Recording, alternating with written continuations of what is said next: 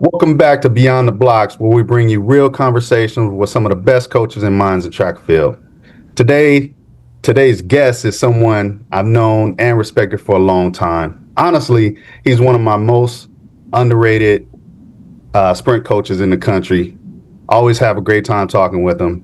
Joining us today is Jacob Yowell, the sprint coach at Jake. Hold on, let me start from the start.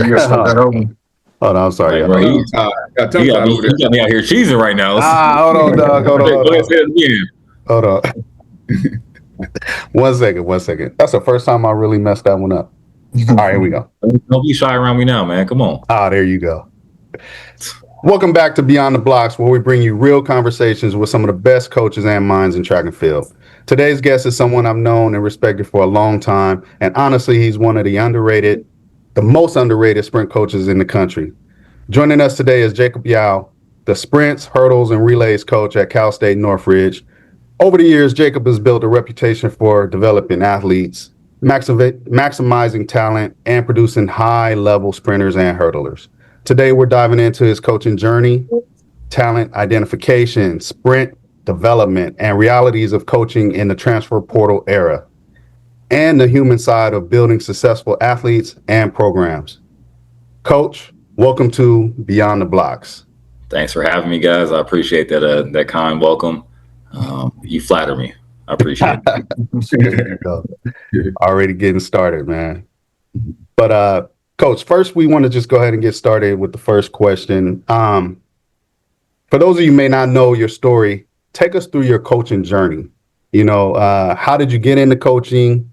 What were some of the stops and influences along the way? And ultimately, how did you end up at CSUN? Well, to be honest, I never thought I'd be a track coach. I left college. I went to UC Irvine, graduated in 2012. And if you'd have told me I'd be a track coach 14 years later, I'd have laughed at you because I had no desire I love the sport, but I felt coaching, am I going to have athletes that have that same love and passion for it that I do? And I just didn't feel like I would get that. And boy, was I wrong. So I actually moved home after I graduated. Both my mother and my grandmother had surgery. So I had to be back in the house, hold things down, cook, clean, do all that kind of stuff. So I wasn't working full time. So I had some free time. I played football in high school and was coaching at my high school, North Torrance High School, class of 07. And I was coaching football, and the new track coaches came up to me and asked if I would help out. And at that time, I wasn't sure if I was going to try to compete post-collegiate or, hang them up. And eventually I did decide to, let me put the spikes away. And I told the coaches I would do it for a year. I was like, I have the time. Let me just try it out. And I fell in love with it. Honestly, it was just not even the X's and O's to it. It was just the interpersonal relationships I built with the young men and women that I coached. One guy, Corey Cox, one of my top guys my first year, at the end of the season, he sent me a long text message, was just saying how much I impacted his life. And for me, that meant everything. I was like, I can be in a position where I can change young men and women's lives. And it's better than, the money when it comes to being successful. So one of my favorite quotes all the time is success is not about the amount of money you make, but the amount of lives you impact. And that's kind of what coaching gives to me and why I still do it. So from there, I coached at North Torrance for 5 years, 2 as an assistant, 3 as a head coach. I coached cross country all the way up the track. So my last 2 years, I was coaching everything from the 1 to the 32 and including hurdles. That was fun. I actually enjoyed coaching distance because it was new to me. And so I got to learn a lot about it. But from there, I just felt my temperament and my skill set. Honestly, I was at the 2015 NCAA championships, and I was there and I'm like, this is where I want to be. This is where I want to coach. And I started to make the moves to be able to do that. One of my best friends was the director of track and field at Baker University. It's a small NAIA school in Baldwin City, Kansas. He offered me a GA spot. When he first got the job, I actually turned it down. And about 6 months later, I asked him, did he still have it? He was like, nope, it's been filled. You got to wait. So I waited about another year and a half. And then I left North Torrance and went to Baker to be a graduate assistant. And from there, I was there for 2 years, was able to really help shape and mold that program, produce countless All-Americans and school records in my 2 years there, got my MBA. And when I was leaving, I actually wanted to stay. Everyone's like, what's the LA kid doing in Baldwin City, Kansas? But it was slow. I loved it. It was quiet. The snow constantly was, I didn't really like, but Four Seasons was definitely a change and I liked it. But Baker wasn't going to be able to bring me back in a paid position. And so I was like, well, if I'm going to volunteer, I'm going to go back home, have the support there. So I was already on my way home. And one of my collegiate coach, Jeff Perkins, also one of my mentors, at UC Irvine, I reached out to him and asked him about if he had any positions available. And he kind of knew what was going to go on down here at CSUN. And so he said, just hold tight, and I'll get back to you. So I did. I ended up interviewing with my current boss, Justin Johnson, once informally, once formally, both times. We just hit it off. We're very, very similar, and he's like a big brother to me to this day. And he offered me the job as an assistant sprint coach under him to start, and I was in that role for 2 years. And then once COVID was lifted, I'm gonna say 2022 was the last year we were together in that role. But since then, I've been the full-time sprints and hurdles coach. And now, again, just finished up year 7, entering year 8. How was that transition like initially from being a high school coach going to the collegiate level? I think for all of it was just the level in which you're competing against. Right, in high school, you have those schools like the Servites of this day that are getting a lot of talent and are getting kids that are already coming in that are running fast. Not to discredit any of those coaches. A lot of good coaching is going on at the high school level.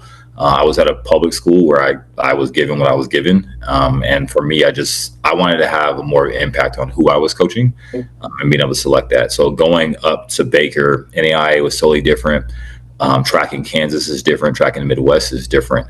And so just learning, that area and that region in comparison, and just being able to develop different talent. The hardest transitions have been being able to get workouts done with lack of resources. For us in Kansas, when I was at Baker, we were inside for 3 months out the year. And by inside, we don't have a legit indoor facility. We don't have a bank track. We have a basketball gym with 4 straightaways that are rubber, that are 30 meters at most. And so to produce indoor All-Americans on a track where you can't even get to full speed means you have to make some adjustments. You have to tweak some things. You got to figure out how to make things work. I always say coaching isn't about writing workouts. It's about making adjustments. And so that's what you have to do. You have to learn on the fly. And so that was the biggest, I think, for all of it, is just the resources that you have and you don't have, and making it work within the confines in which you've been given. But the transition in terms of coaching, you're just coaching faster athletes, more talented athletes. But track is track. What you're doing is what you're doing. You just got to adjust. You got to be able to coach your athletes. So what does a group need? What does the individual athlete need? Whether they're a 12.5, 25.5 girl in high school compared to an 11.5, 23.5 girl, now that I have a CSUN, it's just the level of skill changes, and just being confident in yourself and knowing what you're doing, and knowing you know how to coach, and trusting the process. I think a lot of us, we get into a season, and even though you're in a heavy phase of training and they're not doing well, you're still like, did I cook them? Are we done? But just trusting the process. And so with those transitions, and for anyone that's trying to make that transition, biggest thing is just who you know. I have both my jobs due to networking and people I know in the industry. I have my job at Baker due to one of my best friends, and I have my job at CSUN. I interviewed pretty well too, but I have it because of my connections with people I've had experiences in the past. And so anyone that's trying to make that jump, one, it's not going to be a lot of pay to start off. You might have to be a volunteer, but if you're willing to make the sacrifice, it can turn out to where now you are at the mid-major level, you are at the Power 4 level, because all of us had to, earn our stripes, going through you had to get it through the mud a little bit, no matter where we go. So if you're looking to make the jump, just connect. There's plenty of volunteer opportunities. There's plenty of grad assistant opportunities. You have to be flexible and open to different things. So moving, and everything like that. So I know it's tough when you have a family, and there's more reasons. I'm a single guy, so it was easier for me to make those moves. But with that'd be my suggestion to anyone that's looking to make that jump. Network, get to know people, make those connections, keep up with those connections, and be flexible. I like the fact that you talked about networking and communicating and talking. I think kids miss that one. First, kids don't talk. That's the first thing. But I think about kids are around so many athletes, so many parents, and so many coaches. And sometimes it only takes like a letter of recommendation or just being able to ask to where when you get out of high school, and if you don't know what you want to do, going to go work for, said coach, or if you want to get in coaching, asking a coach for mentorship. So I think that's important for all kids to just work on communication and getting contact numbers, because I tell all the time, you never know when you may need someone or just have a question, and that said person is willing to work with you. So I like the fact that you took that initiative and made that happen for yourself, and now look at you. So appreciate it. No, one of the things I tell my athletes or tell anybody, a closed mouth doesn't get fed. So I know you guys have heard that, probably use that cliche yourselves, but it doesn't. I tell my athletes, I can't help you if I don't know you need help. And so, and you never know what happens. I could speak to Lonnie specifically. I've known him my entire time at CSUN. In 7 years, it finally took me year 7 to sign one of his former athletes. And so, but because we had that relationship and we continued it on, we've been able to do so. And I might not get a kid from you in year 1 or year 4, but it might be year 7. But keeping those connections alive help, you know what I mean? And seeing anybody, sometimes that means I'm just there to see the coaches. Let's chop it up. Let's reconnect. How's everything going? So it's big. I'm a very outgoing person, pretty talkative, as you guys can see, and doing that has helped, get me to where I'm at. Mm-hmm. It's funny when I see you. I'm sorry, when I see you and the other coach, I get both of you guys confused because I don't see you enough, and you kind of look similar, but that always kind of throws me like which is which. Yeah. Me and Justin, people have asked if we're related. We're not. He's big bro, but we're not. Some people say we're the same age. I'm like, can you look at all the salt and pepper in his beard and realize, can we get some respect a little bit? No, but that's definitely big bro. He's not even track wise. The stuff I've gone through in the last 7 years, just on a personal level, he's been through a lot of it with me, and has been someone that like I can pick up the phone at any time. His wife, who I know, she's like, is that Jacob? I'm like, I'm sorry. So I got better about it, but he's someone, whenever my time comes to an end at CSUN, and whenever that time is, I don't see that right now, but he's always someone that's going to continue to be someone I go to. So it's my guy. Awesome. Hey, so I want to talk about the mid-major. So you brought that up, talking about the mid-major level. So CSUN is a mid-major school, and being in a mid-major, you don't always land the biggest track recruits, right? Mm-hmm. So when you're evaluating athletes, which is a big part of it, what traits or characteristics do you look for to let you know that this person is special or has potential if the marks don't jump off the page? There's a lot of different things I look at, and it depends on the group or the event. Most times for me with sprinters, I need 1 through 4 ability you have to have. If you're a long sprinter, a large part of my training in the fall, you're doing block work like a 100-meter runner. For me, my goal, now this varies. There are athletes I've had in the past that were strength-based 400-meter runners where they need more volume, and they're people who are going to even split or closer to even split than the larger splits, because they don't have the foot speed to do that. But ideally, I look for someone who's has ability 1, 2, and 4. For a short sprinter, can you hop on a relay, or are you scared of it? I tell my athletes, like, if you don't love this, I'll make you hate it, because the workouts we do and what we get after is tough. Mm-hmm. Right? But there's a purpose behind it, and they know that. And so I look for that. Can you do all 3? You don't have to be proficient in the open. I was a 400-meter hurdler, and my open 400 time was horrible. And so, but can you hop on a relay? I could, right? And so that's one thing I look at for the short sprinters. And I say this with all high school recruits. The more you can do, the more valuable you are. Mm-hmm. The more you can provide. Can you say that again one more time, Coach, please? I got you. For the people in the back, the more you can do, the more valuable you are. All right. At the end of the day, this is a business. And the more you can bring to the table, the more money I got to bring to it as well. Mm-hmm. All right. And so when I look at sprinters, for myself, being at a mid-major, I need girls and guys who can hop on the 4x1 as a long sprinter and hop on the 4x4 as a short sprinter or as a hurdler, right? And so this the ability in all three sprints is something I look at. Another thing I look at is weight room. A lot of our success that we've had in our program is then getting into a weight room regimen that is consistent and track based. We got a lot of track athletes who are out there doing football lifts and are in hypertrophy year round. And that's great for muscle development when you're younger, but as you grow in the sports, you need more event specific or sport specific training. So we see a lot of growth for our athletes doing that. And so I look at how much do you lift if you do it all. And if they don't, it's like, yes. And then for me, just, technique, I look at how you execute your races and how, can we make simple fixes. The girls we have that their drive phase is 10 meters.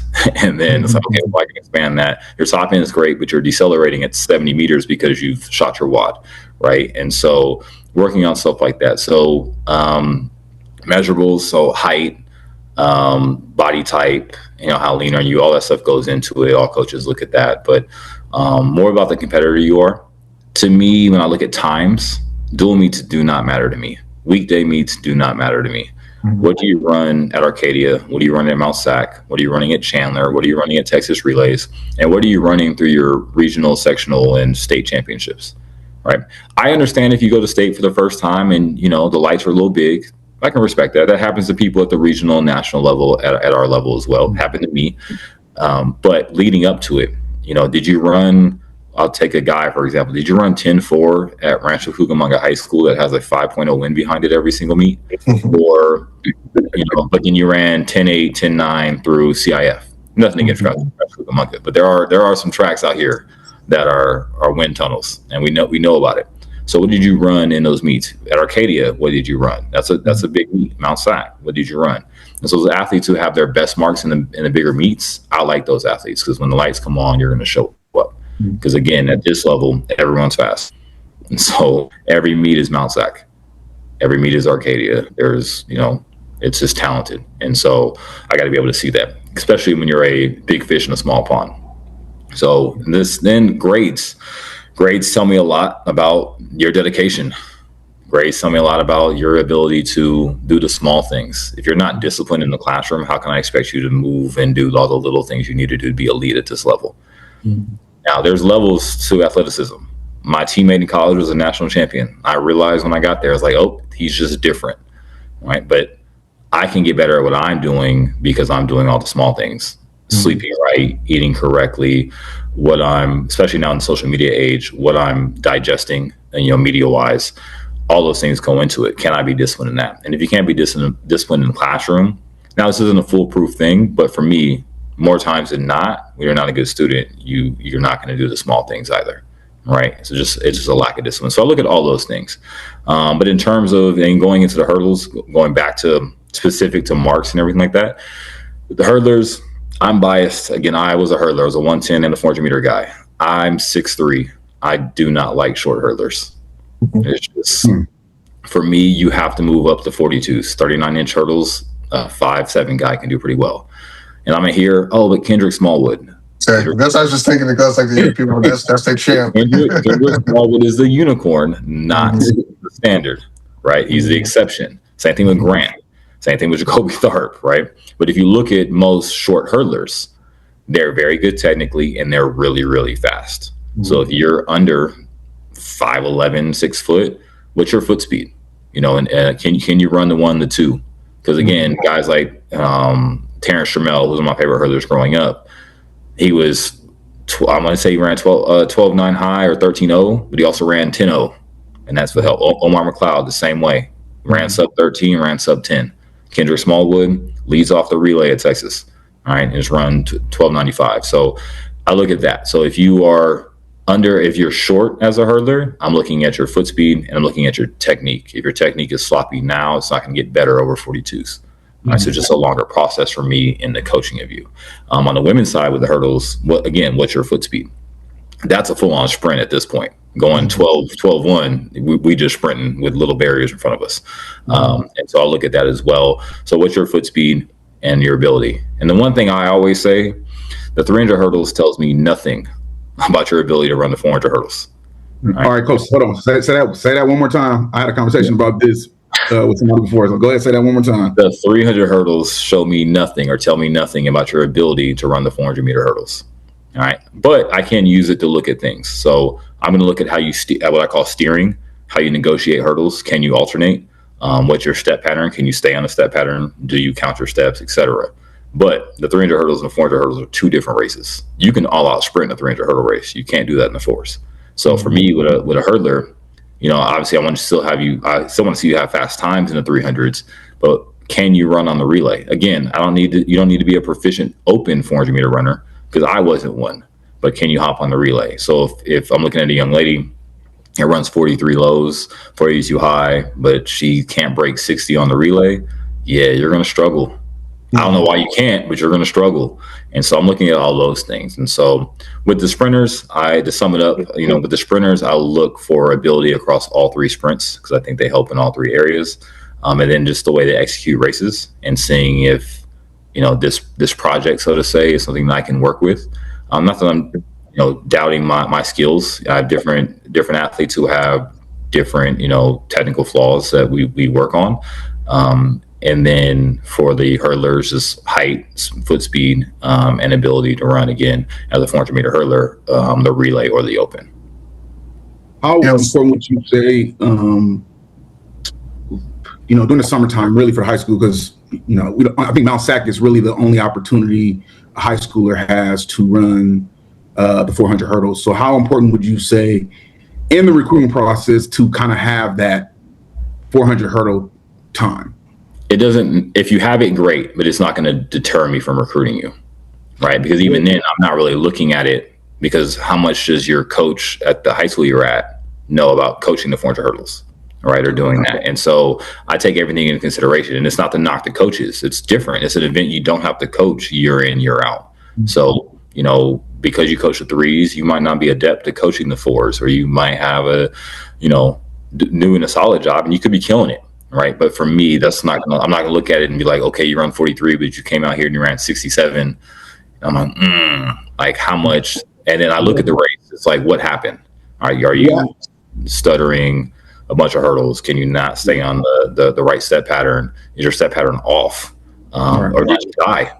You know what I mean? And so I can learn from those races, but I'm not going to look and see those times in comparison. I'm going to chuck it up as the fact that you don't have enough experience in it.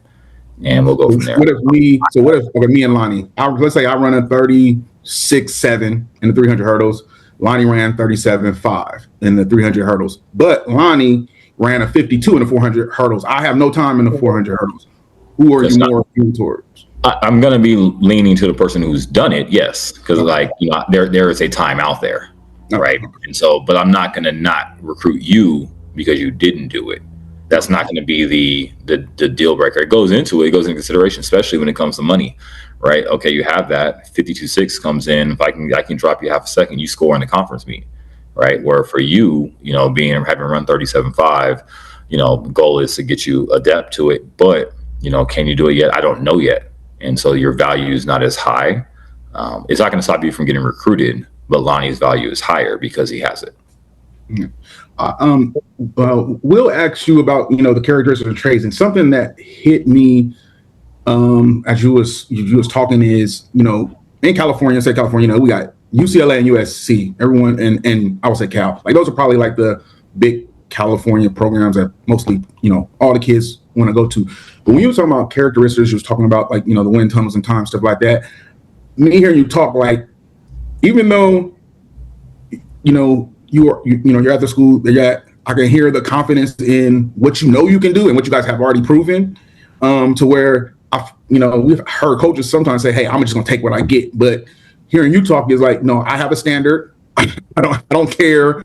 I'm not just gonna take anyone. Like you got to meet these standards. I can make you great and stuff like that." Like, where does that confidence and ability come from? Of like just basically saying, I'm not just gonna take anyone.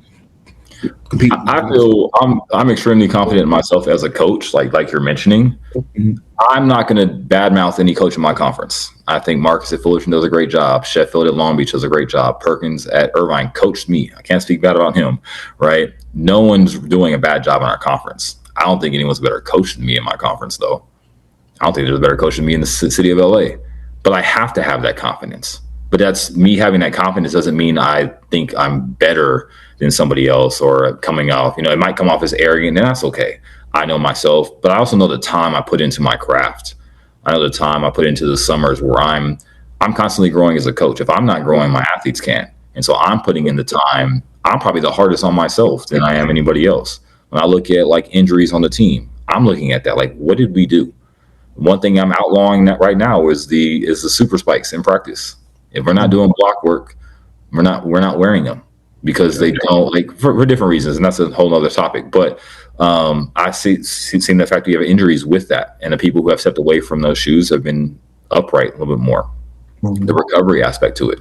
One thing I've noticed for myself is that I don't do a good enough job coaching the warm up or the cool down. When I stress, that's the most important thing we do. How can I stress it is, but then I don't stress it, right? So I'm looking at myself. And what am I doing right? What am I doing wrong? What can I improve upon? Where am I lacking? Where do I need more adept to? I wasn't a short sprinter. I had to learn the short sprints. I was trained as a long sprinter. I had to learn it. And I've had the most success in the 200 meters, right? Taking two guys to trials in 24, have a guy running the 1 and the 2 at USA's this coming year. So missing nationals by 0.01 if James Crawford could have leaned. So for me, it's more of the just having confidence in my ability. But don't get me wrong, I second guess things all the time too. But for me, it's just, yes, there's a standard. I know what works for me and what doesn't. I know what temperaments I can work with. I know what style of athlete I can work with, and there's not that everyone in my program is cookie cutter the same person. No, I have a bunch of different personalities from a bunch of different walks of life, have all that. But one thing I say is I look for culture over numbers. All right. Mm-hmm. Just because you ran fast doesn't mean you need to run fast for me. Mm-hmm. I like that. Here, some coaches are fine with just taking a bunch of different personalities and everything like that, and problem childs that like may not work. And I've had some too. It's not a foolproof system, but they're okay. They're just going to take people fast, throw them in a bucket, and hope it works. And I'm going to take people who are like myself and just need an opportunity and grind. I was never the fastest guy on my club team growing up. I wasn't the fastest guy on my high school team until my senior year, right? Junior and senior year, respectfully. Even at my junior college, I was one of the best, but not the best. And I went to UC Irvine during the time of Charles Jock, who was a 3-time All-American, national runner-up, and a national champion, as well as a 2016 Rio Olympian. But that didn't deter me from from working hard and lining up right next to him and saying like, hey, 300 meters down, I got you, and I'm gonna beat you in every chance I get. And so I look for people with that same type of mentality, that chip on their shoulder. That's our university. That's CSUN. We're a blue collar, blue chip, first generation institution where a lot of people come over there from humble beginnings and just want to work for a better life or a better career on the track. And so those standards come into play. So I felt like for me I'm a great fit for the university because we have similar ideologies in terms of what we're looking for in our students and our student athletes. And for me, when I go into recruiting, I'm building an interpersonal relationship. We hardly talk track. I know you're fast, but who are you? And I tell recruits this: being fast got you a phone call. Like who you are, get you recruited and get you to be on this team. Again, not a foolproof system. I've had plenty of people who washed out or entered the portal or whatever it is, but I think most of them won't question the training that they got, or myself as a coach or my ability as a coach. But it's finding those people that fit you as a coach instead of just finding numbers and hoping it works out. Can you expand on that a little bit with regard to finding good kids and trying to protect the team culture, and specifically like trying to keep kids away who won't fit the culture and who could potentially be a poison to the culture? I got rid of my best 400 meter runner this last year because I felt he'd be a cancer to our team moving forward. right? Great kid. I have nothing bad to say about this young man, but knowing who he is and how he operates is what makes him successful. But overall, I have to think about the group. And right now, I have a really, really young group coming in. I will graduate nobody this coming year, and I have a lot of freshmen and sophomores and transfers who are juniors. And I'm going to have more incoming athletes than I'm going to have returners. And so, you can't have your best athlete be your worst athlete, so to say, when it comes to the culture of the group. And again, I'm not saying this to take a shot at the young man.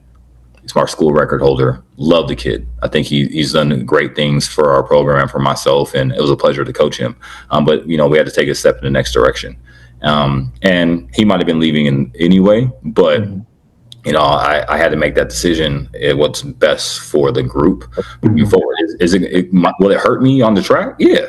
Like, you don't replace, a 4601 like that, right? Even if the guys come in and do well, if he's on the team, it just makes us better, right? But, at what price are you willing to pay to have that? And I decided, based off different circumstances, that it was better for, both parties to move on. And I think, he's going to go somewhere and thrive wherever he's at. Wouldn't surprise me if he's a 45 mid to low guy next year. And I wish him nothing but the best and all the success. But, it's my job to take care of the 24 athletes that I have in my group, not the one. So. Yeah, the reason I want to mention that or ask about that, didn't know you had an example like that right at the top of your head, but I've been talking to kids about that, like as a high school coach, is telling kids who want to go to college, like you not only be fast, but take your grades, but you got to be a person of good character, and because that's so important. And don't be a jerk, basically, and don't be a jerk and have us know about your character, like you're a bad person, and think that we're going to push you to college coaches. Because I also tell them that, they don't want someone to come in to kill their culture they've created, but also us as high school coaches. If we refer this kid and lie to you and the other coaches about a kid who's a bad character, that's going to hurt everyone behind them who we're trying to help as well, Right. No, I mean, yeah. So, with people who come in, sometimes you can bring in someone. I look for people who are unselfish. And when you bring in someone who is, and I'm not speaking about this kid specifically, but in general, but if you bring someone in that doesn't really fit that mold, if you have the group around that can handle it and manage it, if you have the leadership that can handle it, then it's easier to bring those people in. But when you don't, that when new leaders are going to establish themselves, you have to allow those leaders to do so. Because naturally people are going to gravitate to who they gravitate to. And so it's eliminating the negative gravitation that you can have as best you can prior to. And again, it's hard that way with athletes, because again, you get to know them. You've had them for 3, 4, however long it is. Getting rid of athletes is never easy. The conversations are never fun. Because you've invested in them, and you're, for the most part, and I'll speak for myself, but for the most part, you no matter the negative or the bad, you still want to win with them, and you still want to see them be successful, and you're still in their corner. And for me, any athlete I've had that's transferred, I've helped people transfer, but all of them and the success they've had afterwards, they're probably getting a text from me. They're probably getting a message from me on Instagram. Hey, saw that. Congrats. Proud of you. Keep grinding. Do what you got to do. Just because there's a business side of this doesn't mean there's not a personal side of this either. So, and maintaining that, despite the decisions or tough decisions. Again, that decision wasn't easy, but it came, but living with those, but still supporting in those decisions. Yeah. What I'm gonna mention two names. It's kind of jumping ahead, but I'm just curious of what you saw in these two athletes and that they didn't see in themselves. David Phillip and Chase Mars. Like, what did you see in them that they didn't see in themselves? And what was that conversation like to get them to flip that switch and believe in the system? Because they went to the Olympic trials, and not, we know that's very hard. So I'm curious. Both were different journeys. I got DJ. DJ came to me when I didn't have anybody. DJ came in when I'm selling him myself, and we didn't have what was going on team. DJ was at I still talk to DJ to this day. He texted me yesterday about he's trying to make a comeback right now. God bless his soul. And he's down in Texas right now, actually, in Killeen, trying to make a move. So and make a comeback. I feel like everyone up until the time you're about 26, 27 wants to make the comeback, and then you're like, nah, let me hang it up. So, but with DJ, I recruited him out of American River College up here in Northern California. I was a JUCO guy, so I recruited JUCOs really heavily. And so I got him, and he was a 10-5, 21-4 kid when I got him. His first year, this is after COVID. I get on him to this day about this. He was a little chubby, put on a little weight, got relationship at the time weight, COVID weight, all that kind of stuff. And he came in his first year, ran 21-2 and 10-5, but didn't have the year he wanted to. But DJ did all the little things. I will say this, so because you brought up Chase as well. There's a third person. The other person is James Crawford. They're the quote unquote big three that I've had. All of them are gone now, but that I had during that time, during that run. James is probably the most talented. DJ is the hardest working, and Chase is the great in between, right? So with DJ came in. He had a year where that he didn't like, and DJ decided, I'm gonna do all the small things. So he fixed his diet. He lost some weight. You couldn't keep the boy's shirt on at practice. We just shredded. I'm like, come on, man. Like it's okay. We get it. You got an A pack. It's all right. But DJ worked really, really hard. And because of that, it came when he got into meets, he was very confident in what he did because of the work he was putting in. So DJ then goes from that year as a junior, technically as a sophomore because of COVID, as a redshirt sophomore, and runs 10-5 and 21-2 to coming out and running 10-3 and 20.7 the following year.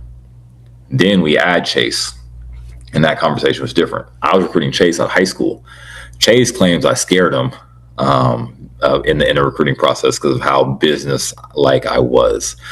Chase was a guy that liked to sit and kick in the 200, and I'm a really honest and transparent recruiter. So I told him, like, yeah, that don't work. Like your 200 sucks because you do it this way.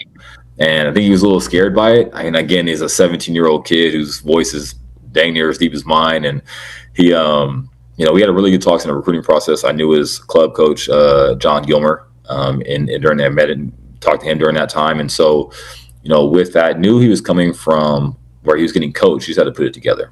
He ends up going to Vanguard for 2 years, hits me up in the summer late.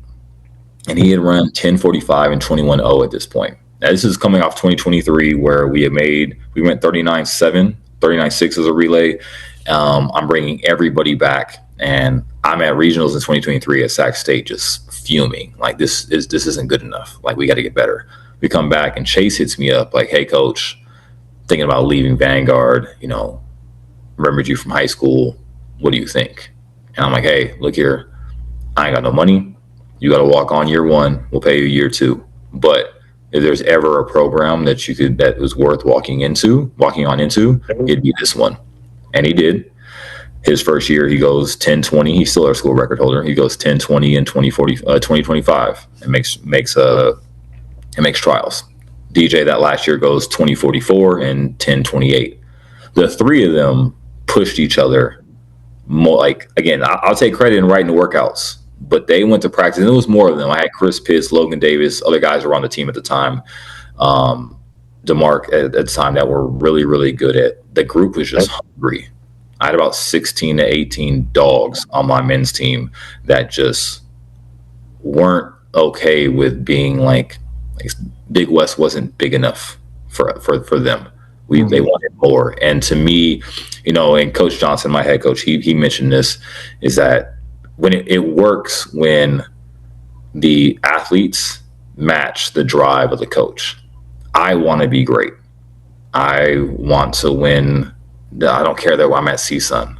I should be at the national meet. That's my mentality. And they match that. And so every day at practice, it was fun. They used to go to war.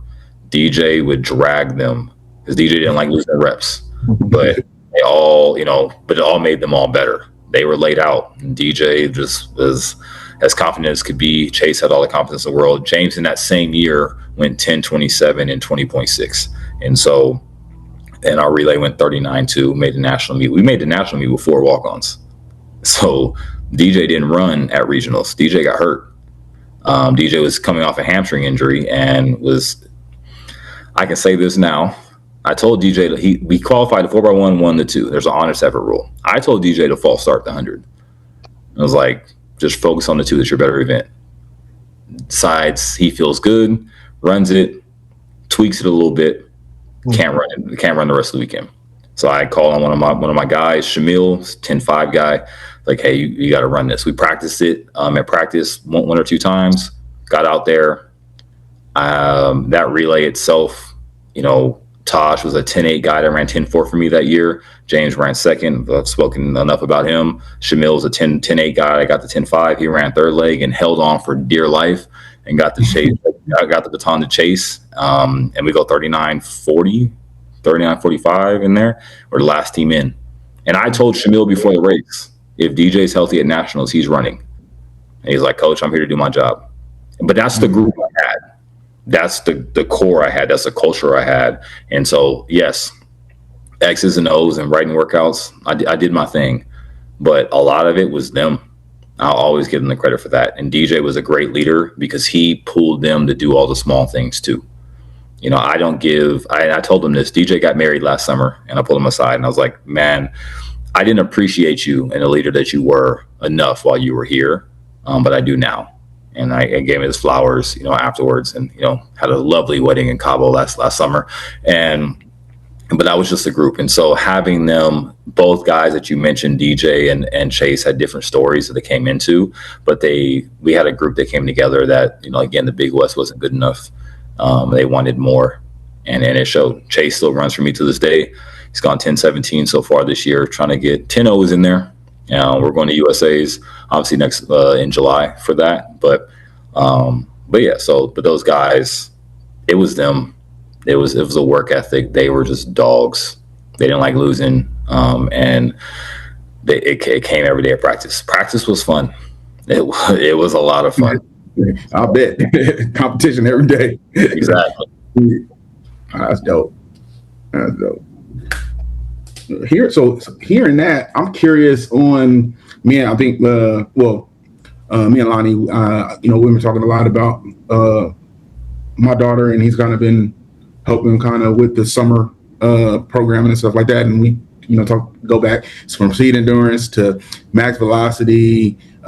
What's your mixture of like, you don't got to give us all the secret sauce, but like, what does your, weekly, workouts kind of look like for your athletes? I can give you a recipe. It doesn't mean you can cook it as well as I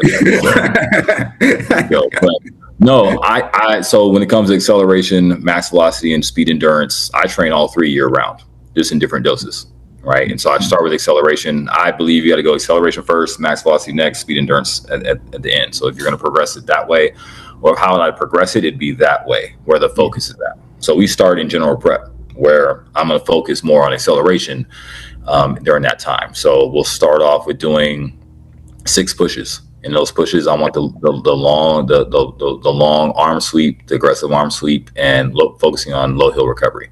And so a lot of times when we get through the warm up, it's like, all right, we're going to go 3 to 4 by 6 pushes, really just focusing on this part of the race, right? So we get that in.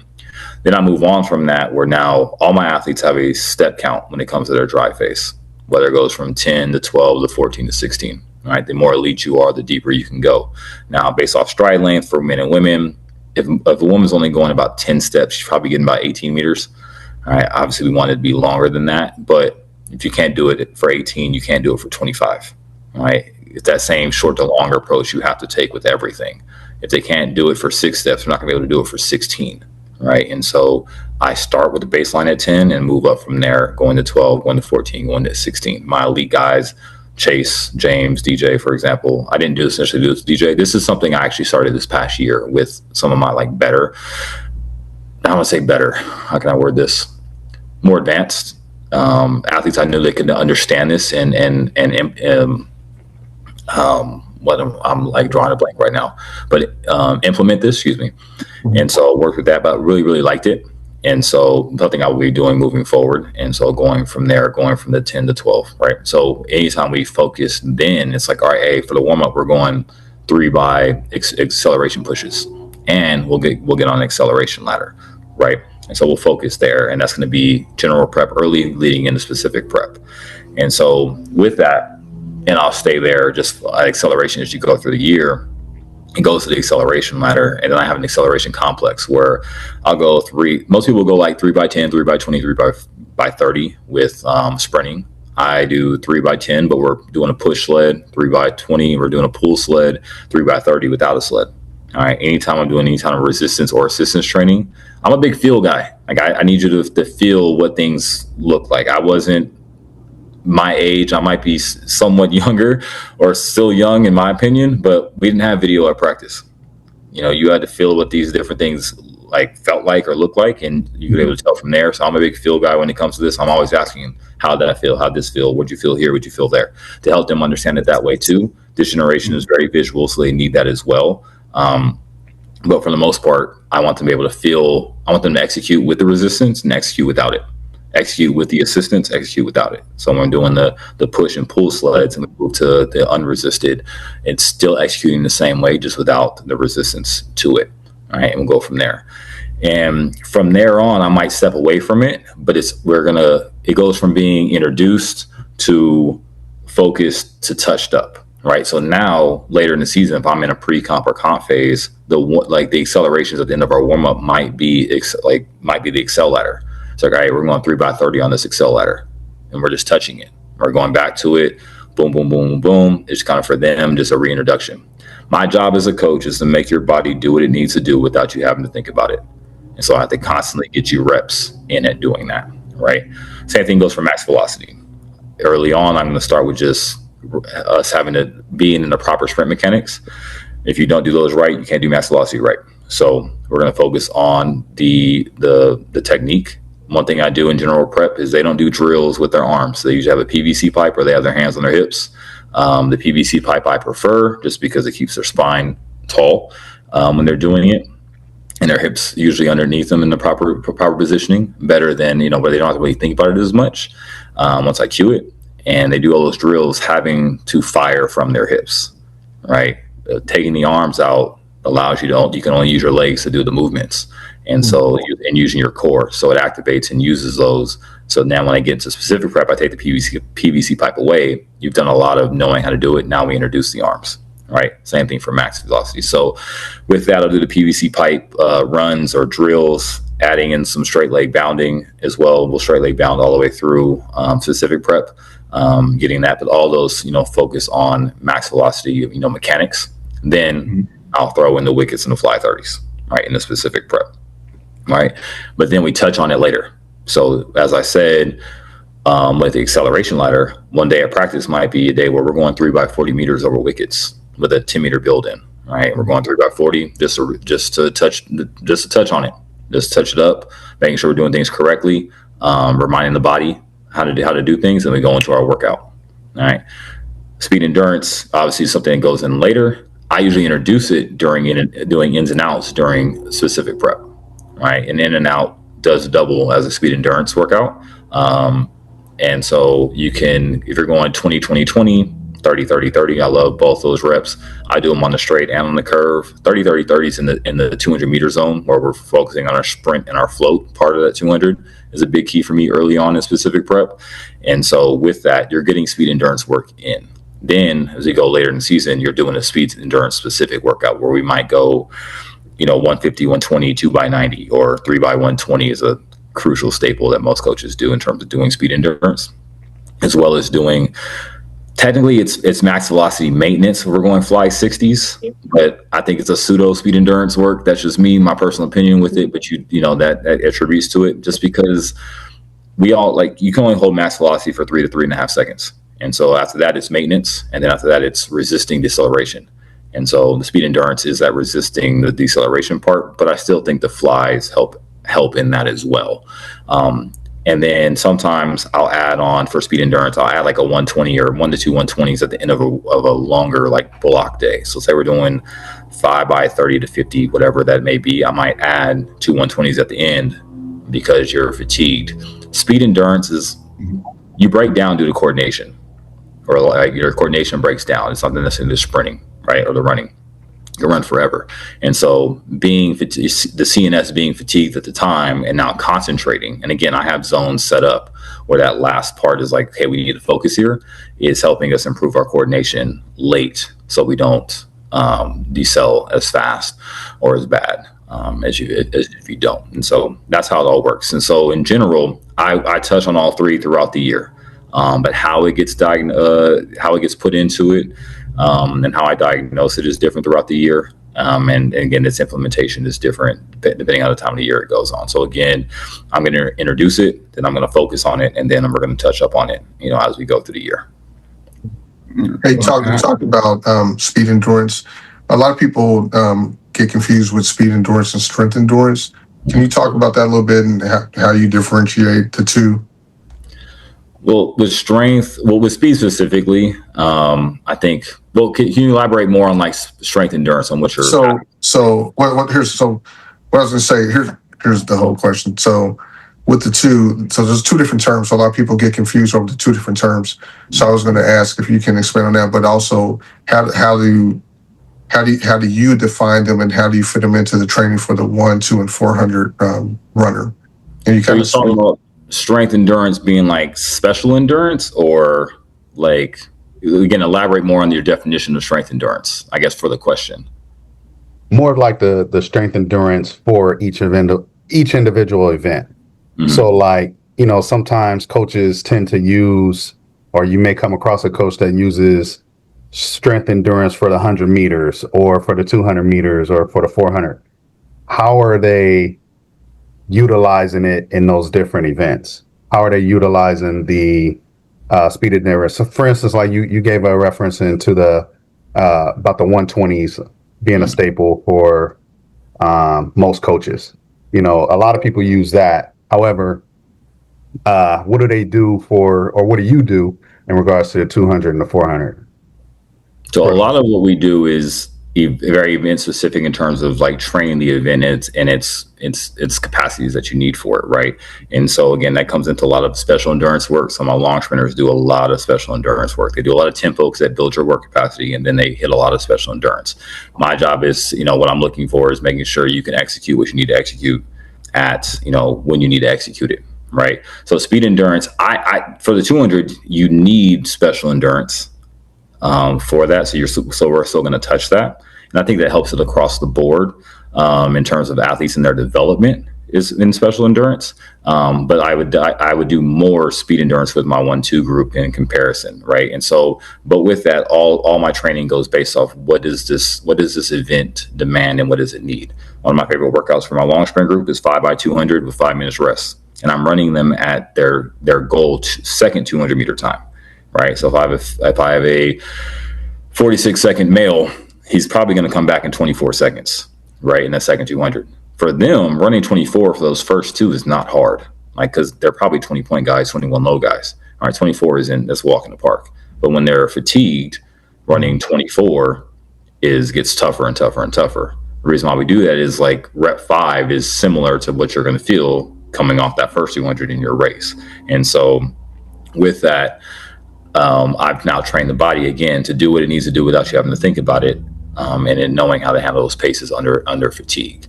And so a lot of my strength work when it comes to the event specific is putting your body underneath the stress it's going to feel during those events, and teaching your body how to process it. And again, for the 1 and the 2, it's that coordination late, right? Can we stay coordinated late? So focusing on workouts or endurance workouts that fit there. For the long sprints, the same thing. Can you run under lactic?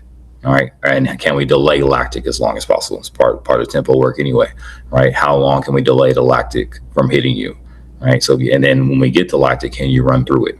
I do a lot of broken reps, do a lot of splits, however that works for that group, for that long sprint group. And then again, in the short sprint group is doing a lot of sprinting. I do a lot of sub-maximal work too for those reasons, to be able to run if we need to run, in those positions. And so I don't know if I answered the question directly, but that's good. No, that fits. But also you meant sub-max work. what does that look like on a day for, especially like 400-meter runners, sub max work or tempo work, or A lot of it, like a lot of the sub maximal work is like I'll do flies, but not at 100%. oh, okay. So I'll do, especially if I'm going longer, if I'm going, especially if I know like what I've done that week.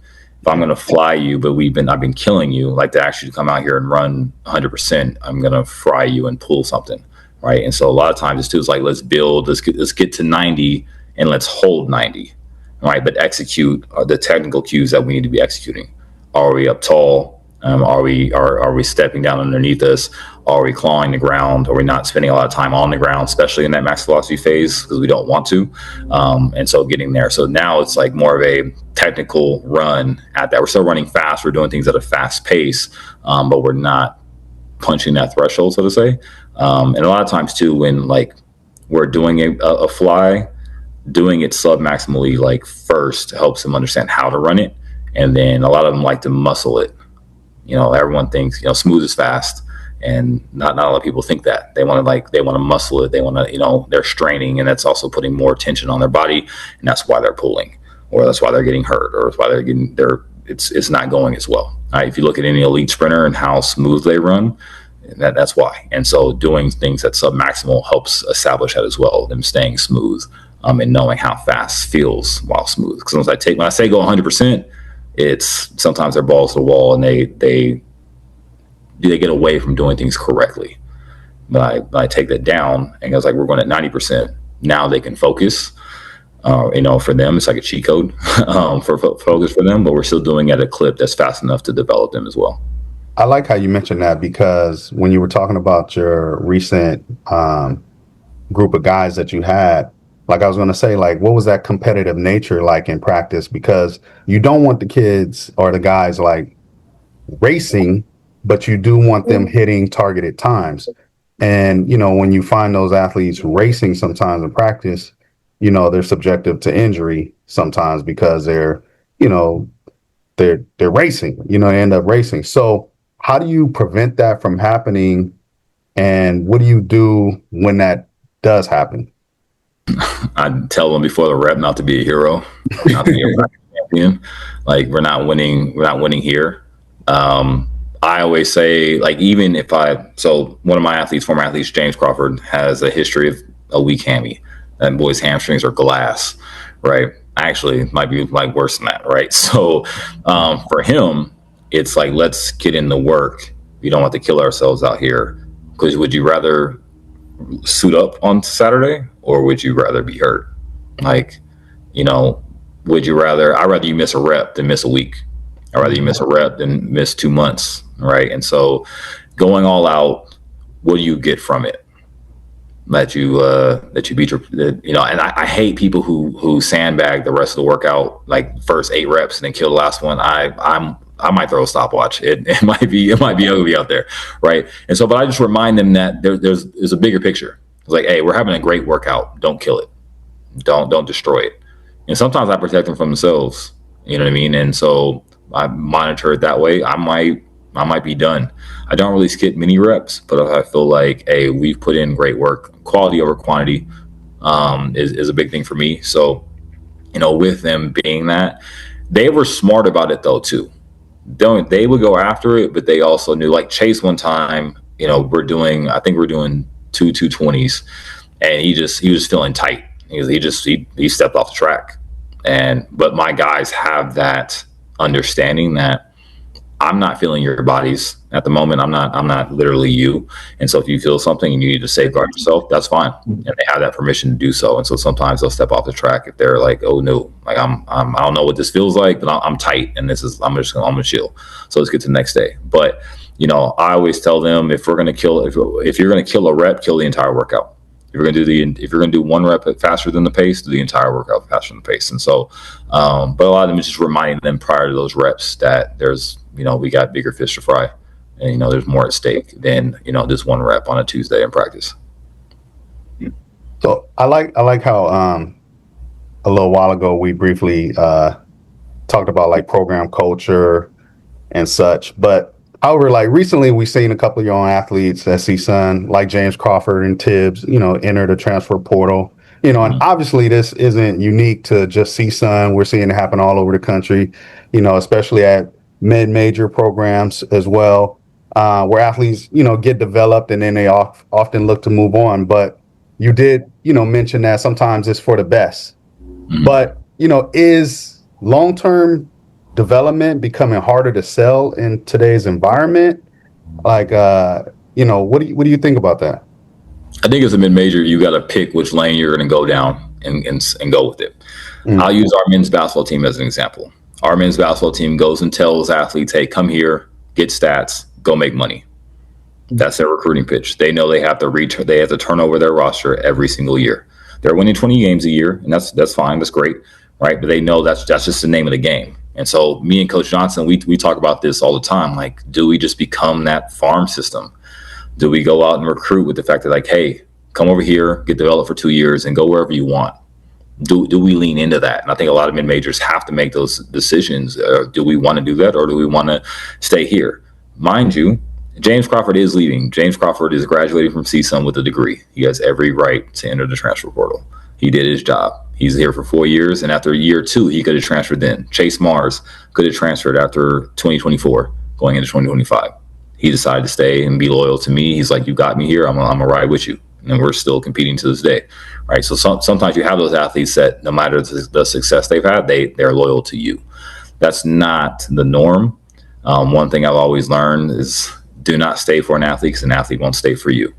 And that becomes true. All these things come into play when we're going on. Now there's a multitude of reasons why people enter the transfer portal. And I'm all for that. Like, go where you want to be at, where you're going to get the best out of it. You have 5 years to optimize, this time. So if you don't feel like it's going to be here, then go ahead. But back to your point, for mid-majors, we have to make that decision. There's more money at the Power 4 level in scholarships. All right. There's money. The money discrepancy, between teams and even in the conferences are vast, right? The top teams that win our conference every year are the ones that have the most funding. It's been that way since the Big West started, right? CSUN at one time on the women's side won 6 straight titles, obviously, and still one of the higher funded programs in the program in the conference at that time. It's not the case anymore. UC Irvine, who was back-to-back champions on the women's side, didn't have that kind of funding to start. Started receiving it, see what happens. Fullerton, when I was in the conference, wasn't any good. They're one of those teams that are contending for it every year, right? Because funding changed. And so when you're a mid-major program, you have to decide, what are we going to do? We pride ourselves on development at CSUN and bringing people in and watching them grow. All the guys are in the portal, all came in here at a certain time and all ran faster, right? They got developed. And so we can stay on that. And then 2 is but do we lean into that as well as coaches and say, hey, I was able to get James Crawford to Arizona. I was able to get Tibbs to wherever he decides to go. I was able to get Walter Pierce wherever he decides to go. All right. I can lean into that too. That's just a conversation you have constantly within it. But even more with that, I'm perfectly fine with athletes using the portal. If you don't want to be here, then go ahead. Because here's how I look at it. If I do well and the school calls, I can leave whenever I want. Why can't the student athletes do that? Why do I have the counter argument is going to be livelihood. I have to pay bills and put food on the table. But at this point too, the athletes are going through the same thing. This is part of it is, at this point, is their livelihood. How much money are they going to be able to get to pay for school? All right. How much money is getting put in their pockets with different NIL deals or different scholarship deals? Can I go get a stipend check? You know what I mean? All that kind of stuff. And so I feel that it'd be contradictory of me to be mad at an athlete trying to move on and go to a different institution, maybe a better, institution in terms of financially, when I can do the same exact thing without penalty. And so I'm perfectly fine with the portal being the way it is. I don't like the way it is and the APR rules we still have, but that's a deeper discussion. That's more of a NCAA thing. But I tell my athletes, I had this meeting, probably the last meeting we had in the year. It's if you're going to get in the portal, all you owe me is an explanation. All you owe me is a conversation, and just be real. Don't lie to me. Don't tell me, oh, coach, I just need a little bit more money. Then I go get you the money, and then oh, but like I need no, just be real. You want the thrills, you want the gear, you want the powerful lifestyle, and I want that for you too. Go be great. Go do what you got to do. I'm not going to hold you back. If anyone calls me, I'm going to give them the cold hearted truth. I'm probably going to tell them the bad. You know, I always tell coaches, I want the good, bad, and the ugly when I call you, and I'm going to give you the same thing, you know, when I'm referring to an athlete. But for me, if you think it's better somewhere else, or you want to, you know, go on, like if you've earned that right, you've earned that right. And so who am I to block that? And so I also want people who want to be at CSUN. So if you don't want to be here, then don't be here. We just had a conversation with Lamont Johnson. We were talking about this, and he was talking about what he's found when talking to some of the athletes that were transferring from the institutions he's been with, is some of them just like literally they've said they want to feel courted. They want to see what that feels like again, or maybe they never got that in college, like in high school coming out. So now they want to go through that and experience that. I kind of get it, but I kind of think it's crazy if that's the reason. But what's your thoughts on that? I think they're 18 to 22 year olds. I think they see a lot of stuff on social media that isn't true. Yeah. You have people on your own team lie about their scholarships.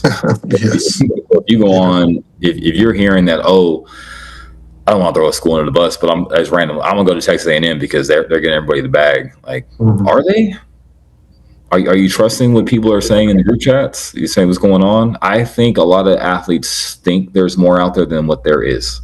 If you look at the portal and how many student athletes are in it compared to the roster spots that are available, or I think their turnover rate is like 40%. Like 40% of athletes that hop in the portal don't get picked up in track and field. I think it's 30 to 40. Don't quote me on that, but it's around that number. And so there is the opportunity that you don't. And even two, you might, I want to go somewhere that's more competitive, or there's people who are better than me there, right? Yeah, but are you getting, if you go from being the number one to being the number 5, you're going to get paid like the number 5, not like the number 1. So, you know, if you're a person that is not scoring, why am I paying you? And so I don't think, like, I think they think their value is more than what it is, and that's not a shot at anybody, but I think they think they're worth more than what they are. Now, there are some guys you saw, like James signed at U of A, great deal, right? The kid from Utah State, he just signed with Arkansas, great deal. These are like top of the food chain guys. If you're a guy like right now, it takes 46-17 to make regionals in the West. You're a 46-3 guy. Why are you in the portal? Because if you don't make regionals, especially at the Power 4 level, why are you here? What are you doing? Right. And so I think a lot of people go into it, they want I said the thrills earlier, but they just don't know that sometimes it's not what you think. And then what happens is you burn the bridge now with your former institution. I will gladly take any one of them back, but they'll have to walk on.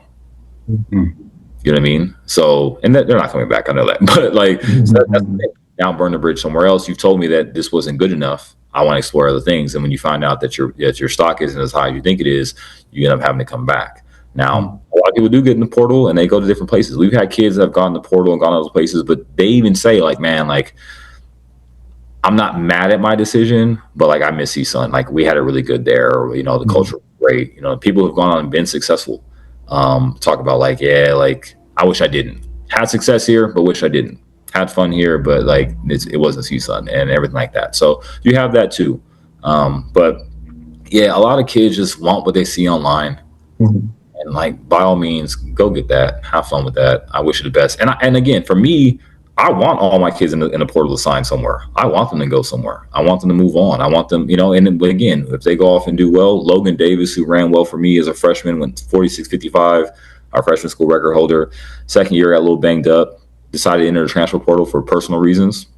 You know, he went to Pitt State and went 45.8 this past year. Loved it. Great. Like I knew he was that talented. We know what's going on. So I don't want you to go over here and flop. I want you to transfer on and keep doing well. I hope James is a first team All-American, if not a national champion in Arizona for Gabe next year. You know what I mean? I want to still see you be successful. And I know it's never any hate there, but you know, there's a lot of stuff that gets put online, a lot of stuff they see, and they want that. And to your point, and what Mont was saying about just being courted, that's great. But what happens when it doesn't work the way you think it is? Yeah. So And that's the part. That's the part that gets me. Like, I can understand, especially if you never experienced that feeling. But if you step into that portal and away from your scholarship, and you don't have another one waiting for you, or it's a lot worse of a situation financially, it's like that's and sometimes the grass isn't greener. Like there's some people that like the Power Four, and I'm sure your daughter can speak to this. It's different. Mm-hmm. You know, the expectations are different. You're having meetings at regionals about like, hey, you need to advance or else. Yeah. You know, we've had some kids come back, transfer in from a Power Four, and they've spoken to the team and to us about how it was and how different it is. Like, it's a lot more lax at this level, a lot easier. There's not that external pressure from coaches or like having to produce, and some people thrive in that, and some people don't, and you're going to find out. But even too, you know, most scholarships are year to year, and so you might transfer in 1 year, you get this, but you don't produce, and they're like, yeah, like, you know, that money needs to score points, and so we're gonna go find that money, go find the people that will. And so, you know, and also too, like, where you're going might not be the same. I say this to my athletes, and it goes to that culture piece. Sometimes athletes complain about the culture of a program, not realizing that they have more, you know, input on the culture than sometimes I do. Per the NCAA, I get my athletes for 20 hours in the week, and it's not even that much, right? 20 hours. There's 168 hours in a week. So you think the 20 hours that I get is the only thing that impacts culture? Only impacts your success you have as an athlete? You know, a lot of athletes complain about what's going on, but aren't the ones that are making the decision to change or, you know, step up and do those things. And so I think people think, oh, like, one, there's drama everywhere. Every team has different things going on. Each, like, the people you have on this team, you have those same people wherever you go. That's life. You have it in real life. There's drama at work. There's drama in the athletic department. There's people who act a certain way. You can't get away from them. There's some people who are lazy. There's some people who are like, how they get their job. You know what I mean? That's just life. And I think a lot of athletes don't realize that. They think, oh, this is bad here, and they go somewhere else like, this is the exact same thing. Because you have a group of if it's a sprint group, you got a group of 25, 18 to 22-year-olds who have their own opinions and who aren't afraid to express them. And so that's everywhere. There's going to be disagreements when you have opinions because it's based on how you feel, all right, or what you think.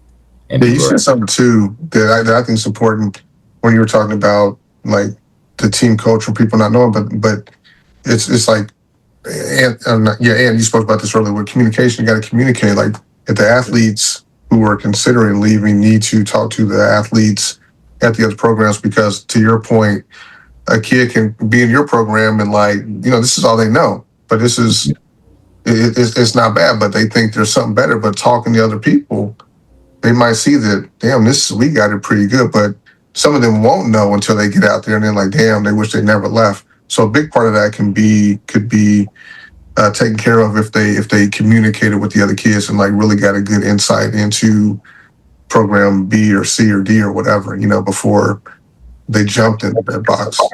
Does that make sense? Yeah, no, it makes. I do the same thing when it comes to the advancement of my career. People ask me like, "Well, how come you're not a head coach yet?" Because I'm not going to take any head coaching job, right? I know the limitations at CSUN.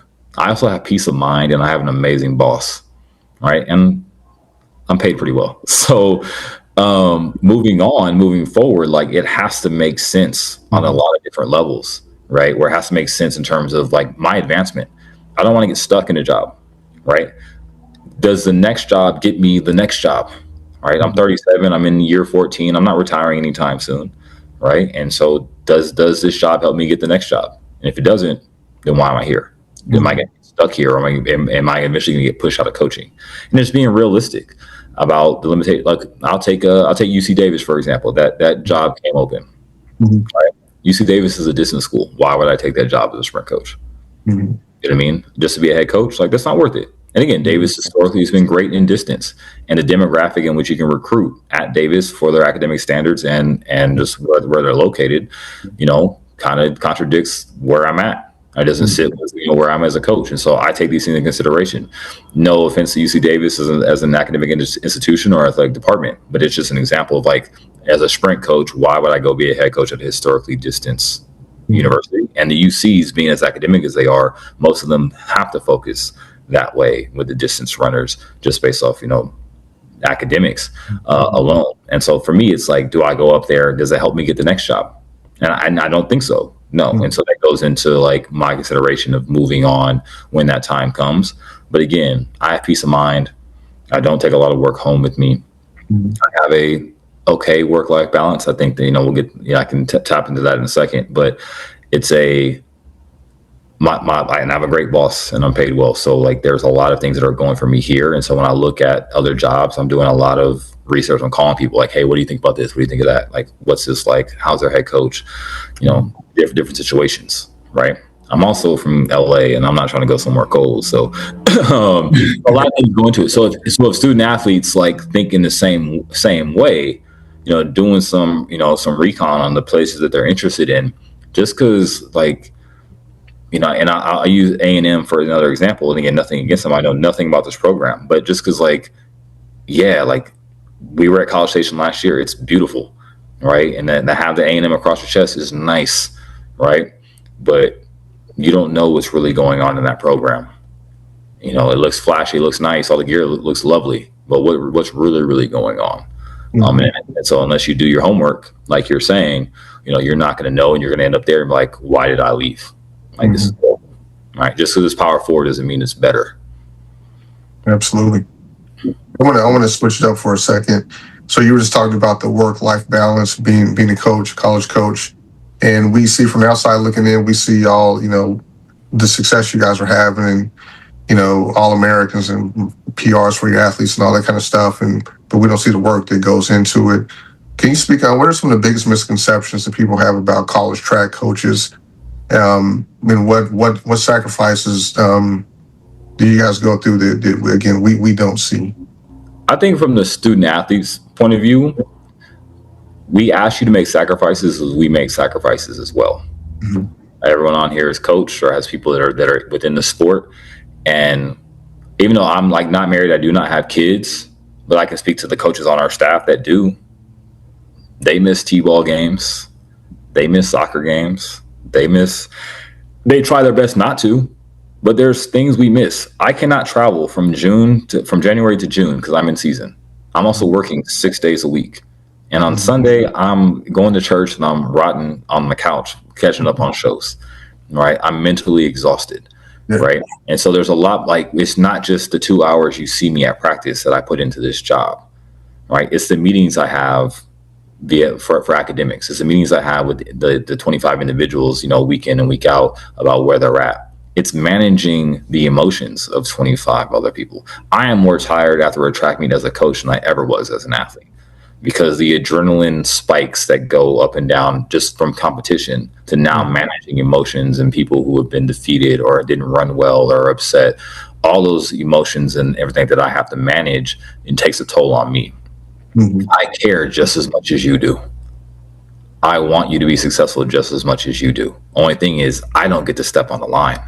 In the same time, too, I'm in a profession that my job and my livelihood is based off you doing what you're supposed to do when you get to the line. Because I can write a perfect workout. I can write a perfect week. I can write a perfect phase. I can have everything go right. And you can show up to the blocks and decide not to do what I said. You have that liberty, right? So that's the stressful part of it. I'm a lot better now, but so stressed on meet days. Like, are you going to execute? Are you going to do what you said? We've had a kid, this is probably like 5 years ago, that goes to a meet, changes his block setup, and like the day of the meet and does something different because he saw something on YouTube. And we're like, and this is Coach Johnson at the time. This is one of the athletes. He was with this athlete after practice working on these things, adjusting them, working on it. He saw the fact that we don't do this as a program, but you see the schools that will use the measuring tape to set their blocks. He wanted to do that. Right. And so Coach Johnson worked with them on it. He's like, all right, I know it. We can work on it. We can do this, set it up. Then he tried something different. Or I have athletes that want to go both knees down. And I'm like, why are we doing that? Like, what's the point of doing both knees down? Like, if you can't tell me, I know why. But like, you can't tell me, why are we doing it? Because you saw it? Like, no, I'm your coach. That's what I got.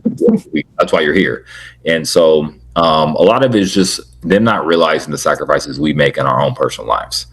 We pour in, like I said, my group is 24 student athletes. I pour into 24, student athletes day in and day out. And that's doesn't just stop when I pull away, from the parking lot. I'm getting phone calls later in the evening. I might be out and I have to answer a call. Whatever is going on, I have to hear about. And there's also drama that I do not care about. Like, that's your roommate. Figure it out. Welcome to being an adult. But I have to deal with it. And so there's just a lot of sacrifices we make as coaches that I don't think that the student athletes realize. Because when I'm asking you to do things correctly, when I'm asking you to go to class, when I'm asking you to get the right amount of sleep, when I'm asking you to limit the partying you're doing. I partied in college. I threw parties in college. I'm not saying you can't have a social life. Do that, right?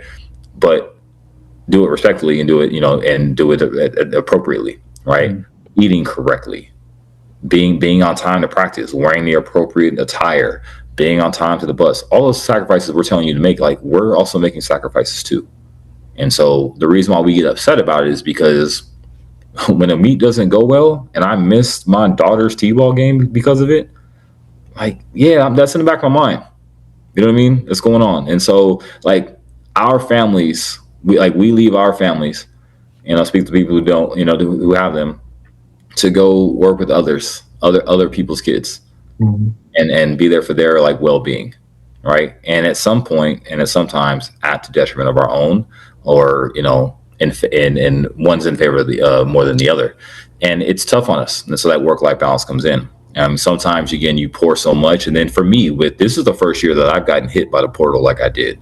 And I'm not going to lie and act like it didn't affect me. It shook me up a little bit. You know what I mean? Like, what am I doing? What's going on here? And it shakes you a little bit, it burns you a little bit. And, you get up and you grow from it. Because no matter what, you got to realize is that, you were doing everything right.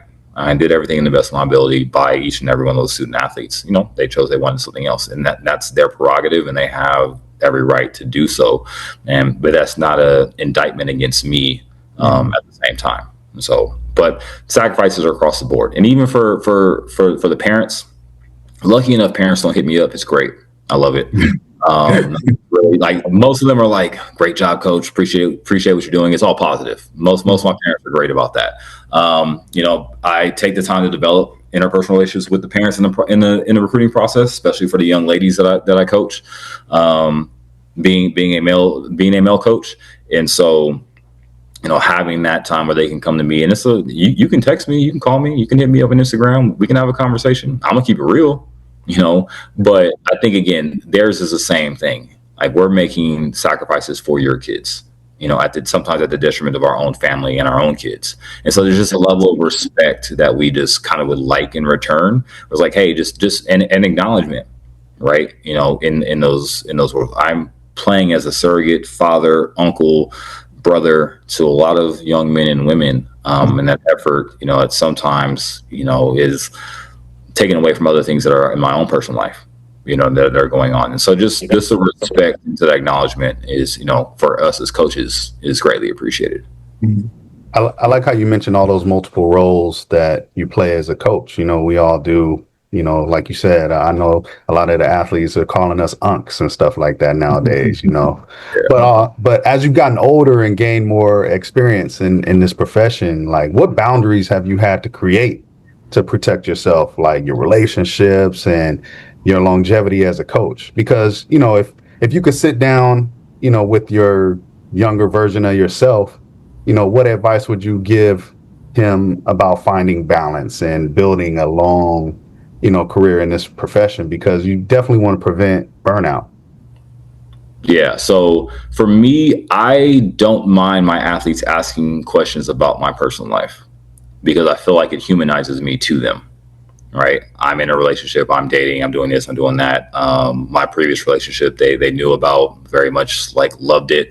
And it's fine. Obviously it didn't work out, but those are what they are. But it allows them again to humanize me in a way, and realizing that like I'm dating too. I'm a little bit older, but I'm dating too. Or I'm doing this, I'm doing that. I have my struggles with my mom and my dad, and we have our disagreements. And so them knowing the fact that like, and the stuff I've gone through in life, a lot of times I'm like, oh, coach, like you went through this too? I'm like, yeah, I've been around the block a few times, right? Like, so I think when they hear the experiences that I've had, or they know that it's like, it has that freedom. I like practice to be a safe space. I like practice to be a place where you can come, leave everything else at the gate, come in, and you're free to be this way, but you're also to feel, you're also free to feel the way you feel, talk about what you want to talk about. Sometimes I got to reel the guys back in, because sometimes their conversations, I walk into them, I'm like, why did I walk over here? Let me leave. The girls too. I never knew how like open girls are about stuff they got going on until I became a coach. And so I'm like, let me walk away. And so I don't try to get into their business, but they know that, it's an open door policy. You can come talk to me, but I'm going to give you the cold hearted truth. I'm not going to spare your feelings. I know how to talk to you, but like, coach, what do you think? He don't like you. He don't. Yeah, you got to be real with him. He doesn't.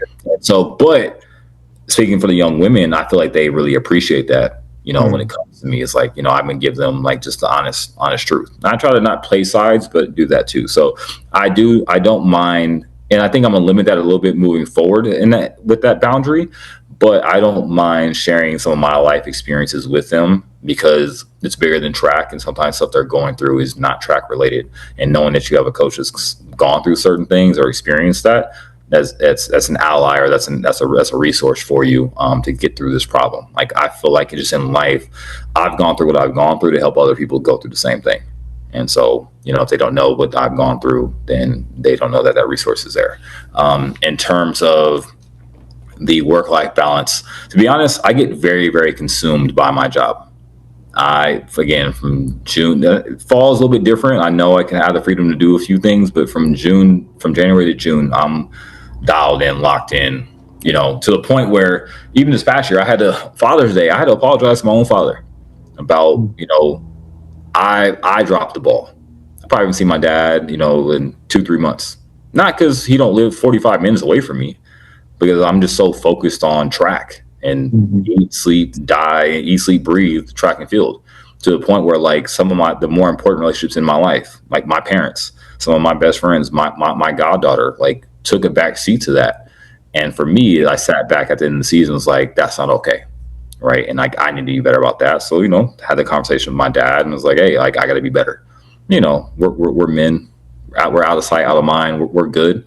But it's something that needed to be said. So for myself, I've had to look back and like, I can still be very much, into my job and my craft and devoting the time to it, as well as, pouring into the other relationships in my life and maintaining those relationships. Because at the end of the day, I don't want to take the 6 months, and then it's like, oh, what's going on with your guys' lives? Because I just popped back up. And so for me, it's more of a personal thing, is just maintaining better relationships, with the important people in my life while I'm going through season, and not just being so consumed by my job.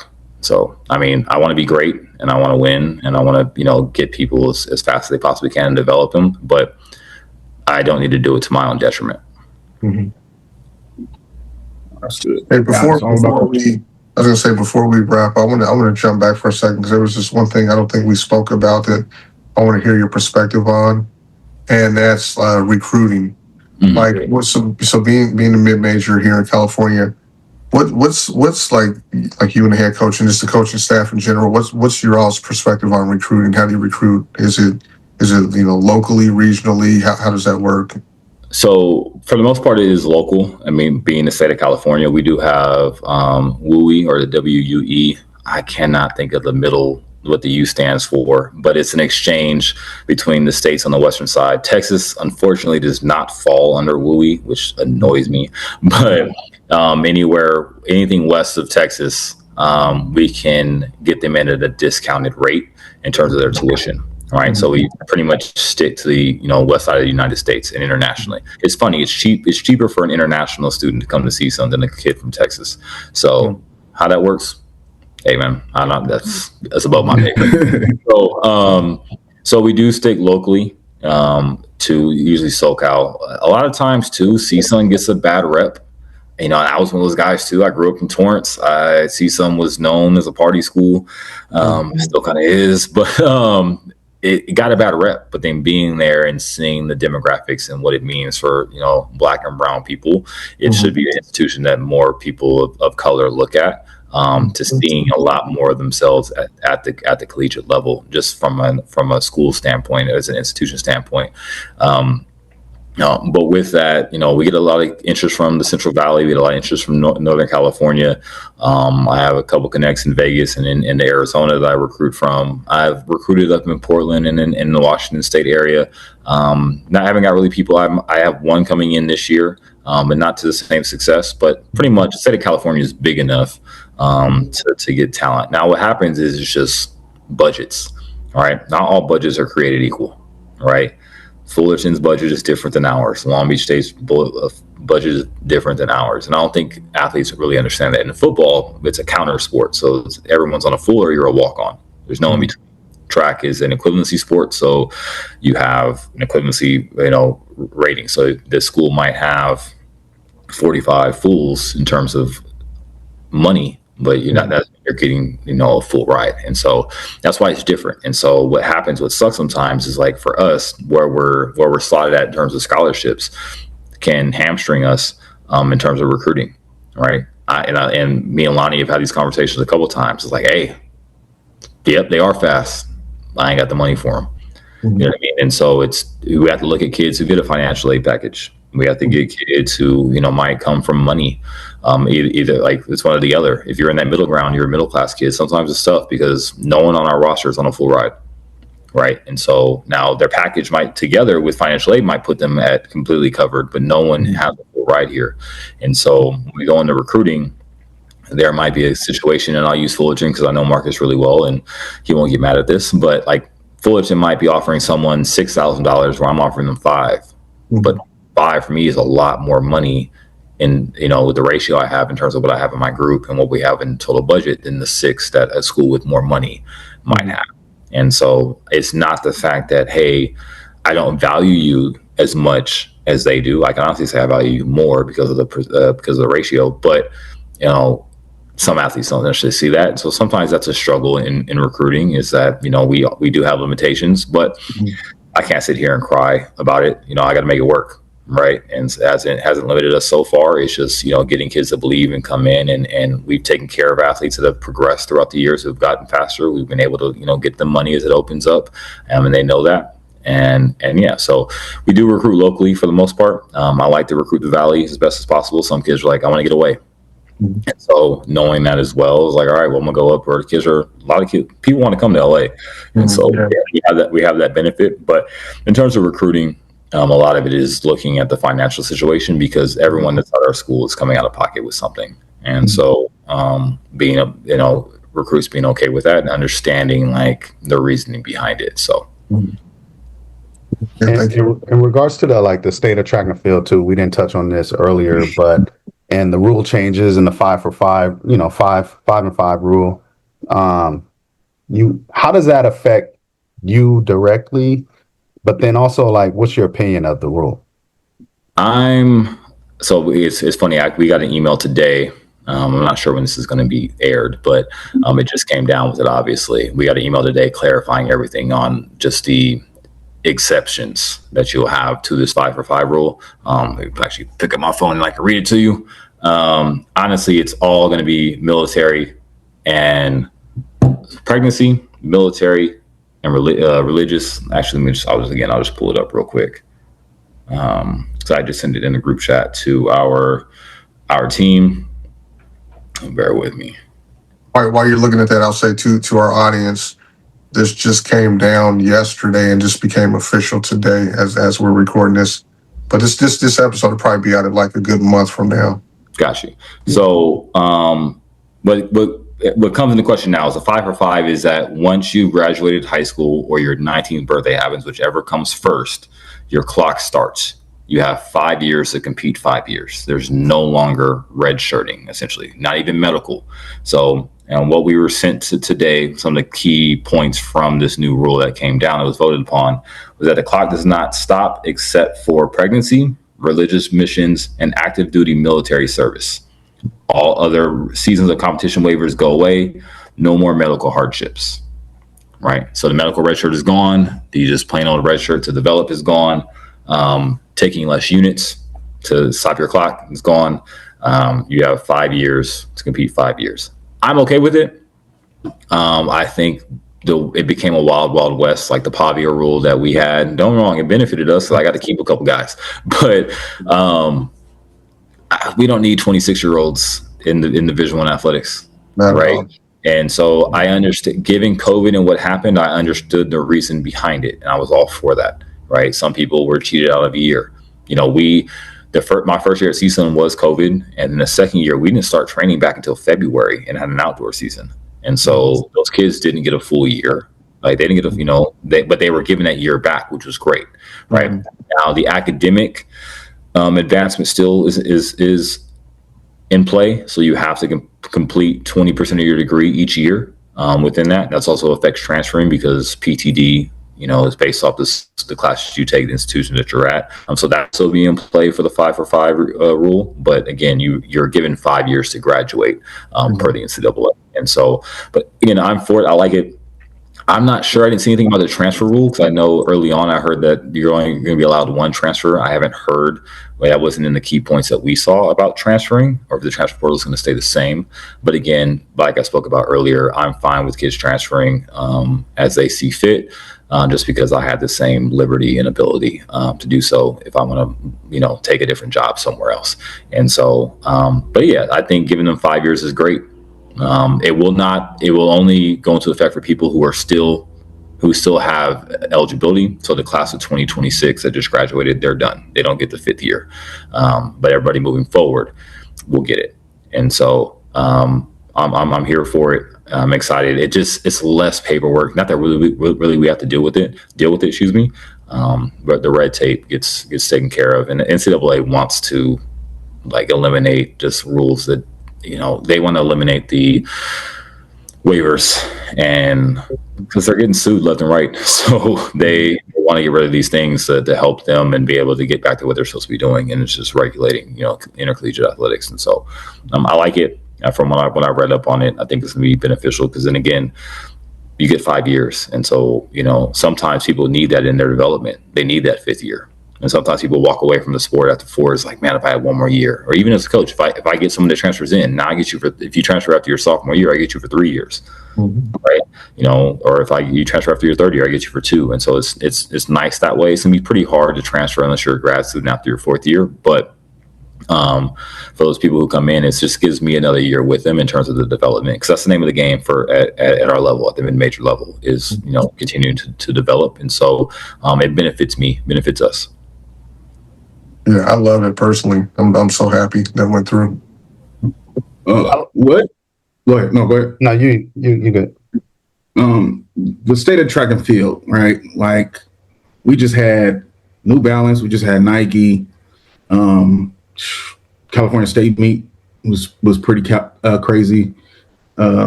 Texas State meet was pretty crazy. Where do you feel we are in the state of track and field with these kids running these ridiculous and crazy times? I think a lot of us, it's one of those things now where, like we talked about earlier, being called Unk. I know how old I am because right now, the times I was a 13.9, 51.3 guy in college, right? That made regionals comfortably. I wouldn't have been at regionals this year, right? I feel like I had a pretty solid career. I was a conference champion, did my thing. I never missed the podium, and I always made regionals. That's what I did. But now, if I tell someone I ran 13.9 and 51.3, that's it. Coach, I thought you was fast. I was for my day. And so that's, I think the thing is that, even in the 80s, what they were running, you had the top end doing what they were doing, but the bottom was you had the Hawthorns of the world that were just juggernauts. It's similar to what Servite is doing right now in the state of California, right? Or you have people that go through their waves. Sarah did it for a while.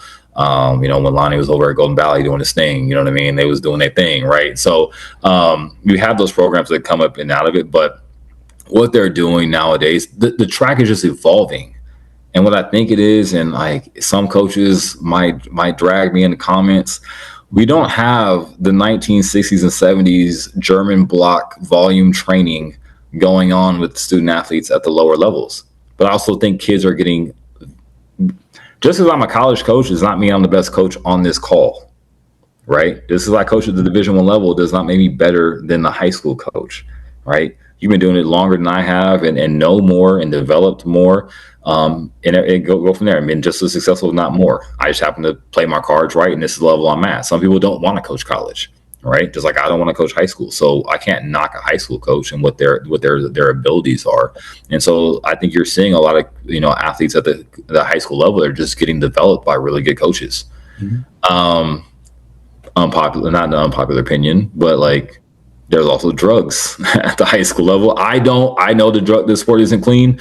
So it doesn't surprise me when people pop positive. When the Montverde Academy stuff came down, doesn't surprise me because they don't test in high school, right? I'm not saying everyone's dirty, not at all. I'm just saying that's something that goes into it too. And then when stuff pops up, I'm not surprised by it, right?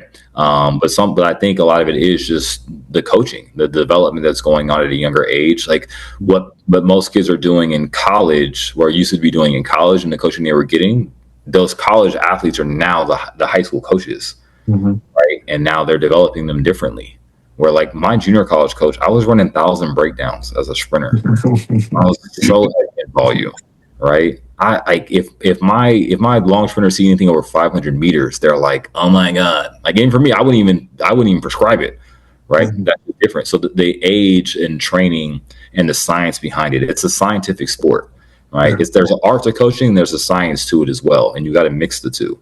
But because of what the research that we're coming out and what we're seeing, the better the athletes are going to be going on from there.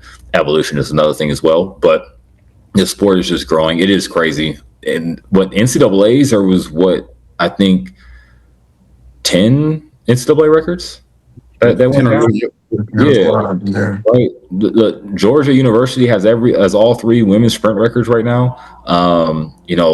A boy from Alabama in the 400 43.3 is what the number 5 time all time. Hey, we got a world record out of it. World yeah. record, If Jacoby Tharp doesn't win the Bowerman, it's rigged. I don't know why. Outdoor record, he has a world record. Man was flying and talking about, like, I got more in the tank. Like, boy, I knew I could hurdle 3, it was a wrap. And for this call, you can ask my athletes, I called it after he won indoors. I was like, don't be surprised if Jacoby Tharp breaks the world record. Because if he's that fast through 60 and he has a good finish, it's going down, right? And so I didn't think you'd do it in the prelim, or even this early, but I had a feeling, just the boy, the man, it's a grown man. That man is talented.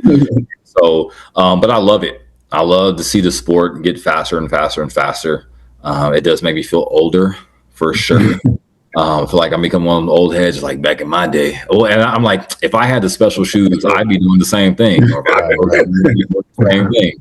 Right. I now get how the older generation for me feels. I'm them. I'm Unc. I got you. I'll respect OG, but that's where we're at. So, but I love it. I think for them and the notoriety and the respect that the sport is getting, or I wish there was more platforms where these were being shown.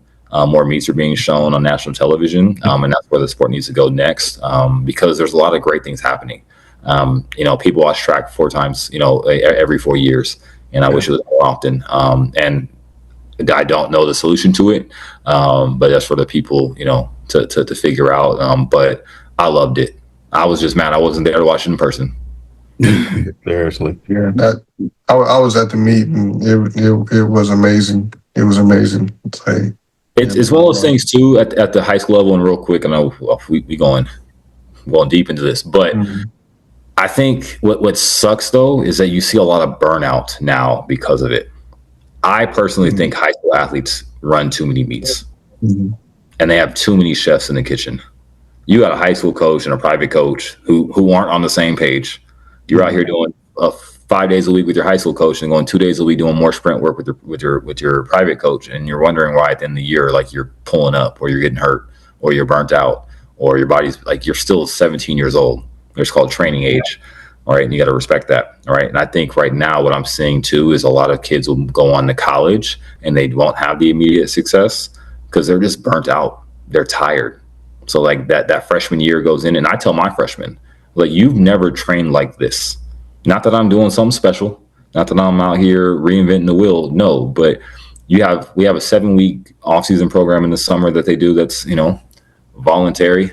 And then they come in, and if you make it to nationals, you got a 40-week season. That's 47 weeks that you've been training. There's 52 in a year. When's the last time you really trained for 47 weeks like that intently? You haven't. Your body's still getting adjusted to it. It might take some time. Some kids come in and they boom right away. Some kids, like, they take some L's their freshman year, but then like the next year when their body's now recovered from all that and knows what to expect, and it grows and it matures, that second year, I see a lot of booms in the second year with my athletes, second, third, and fourth. They take L's that first year, but then the next year is like, ooh. But then I've had athletes come in year one and have done well too. But, it's getting used to that. But what happens is, if I look down an athletic.net profile of an athlete in high school, like, they've got 2200s, 2400s. They've run 4x1, 4x2, 4x4, 4x8, DMR, sprint medley. They're doing everything. Like, and they're just tired. And so the one thing I'm fearful of with these athletes that are running so fast so early is, like, how many reps did it take to get there and how much toll they're really taking on their bodies. Because for the most part, yes, there are athletes that are more advanced and more mature and just gifted differently. It still doesn't mean you're not 17 years old, you're not 18 years old. All right. And the body operates in a certain way. And you can break it down if you're not careful with it. So I'm sure there's great coaches behind them that are watching that, and that's my prayer for it with them. But that's something I do see too, is this the burnout that comes with it.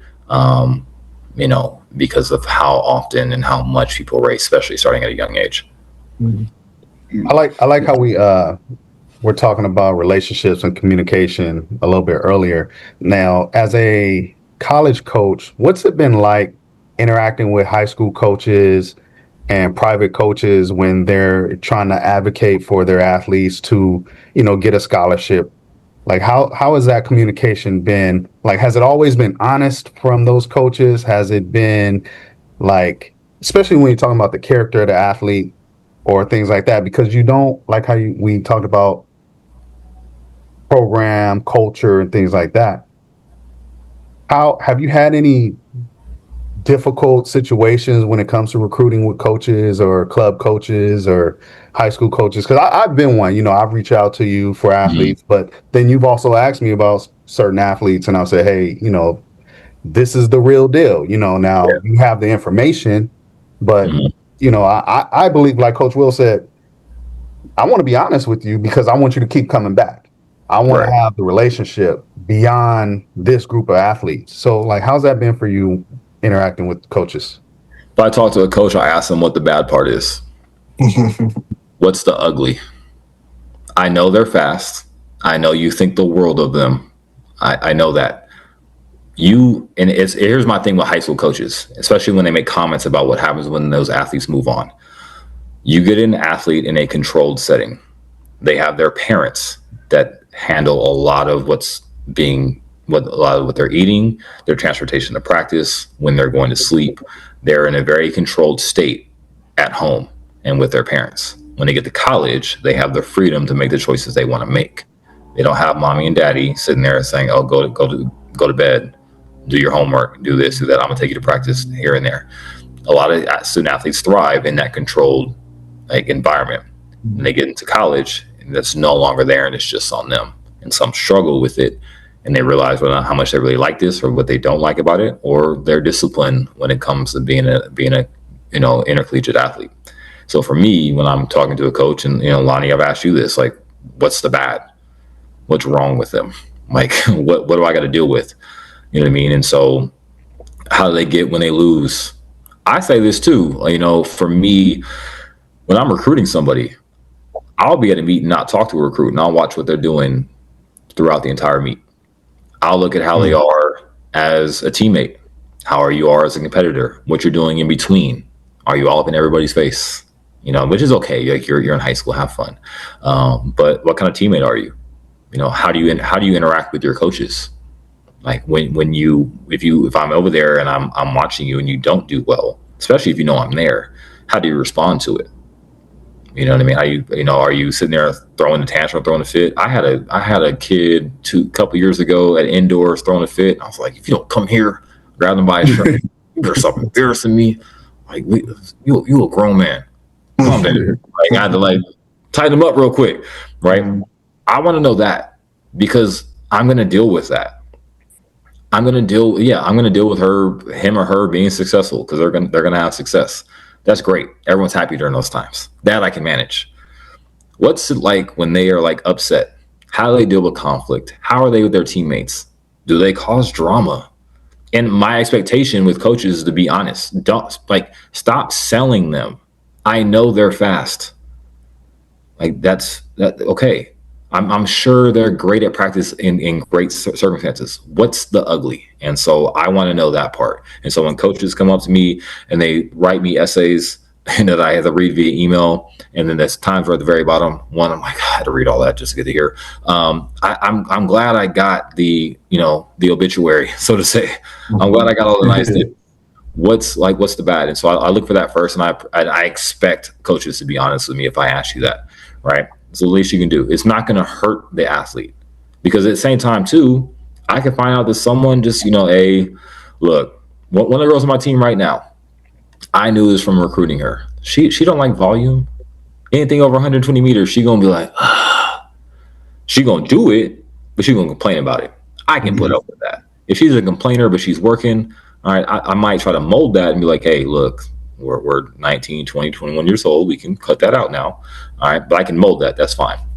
Even if we had a girl that transferred in from us from UNLV.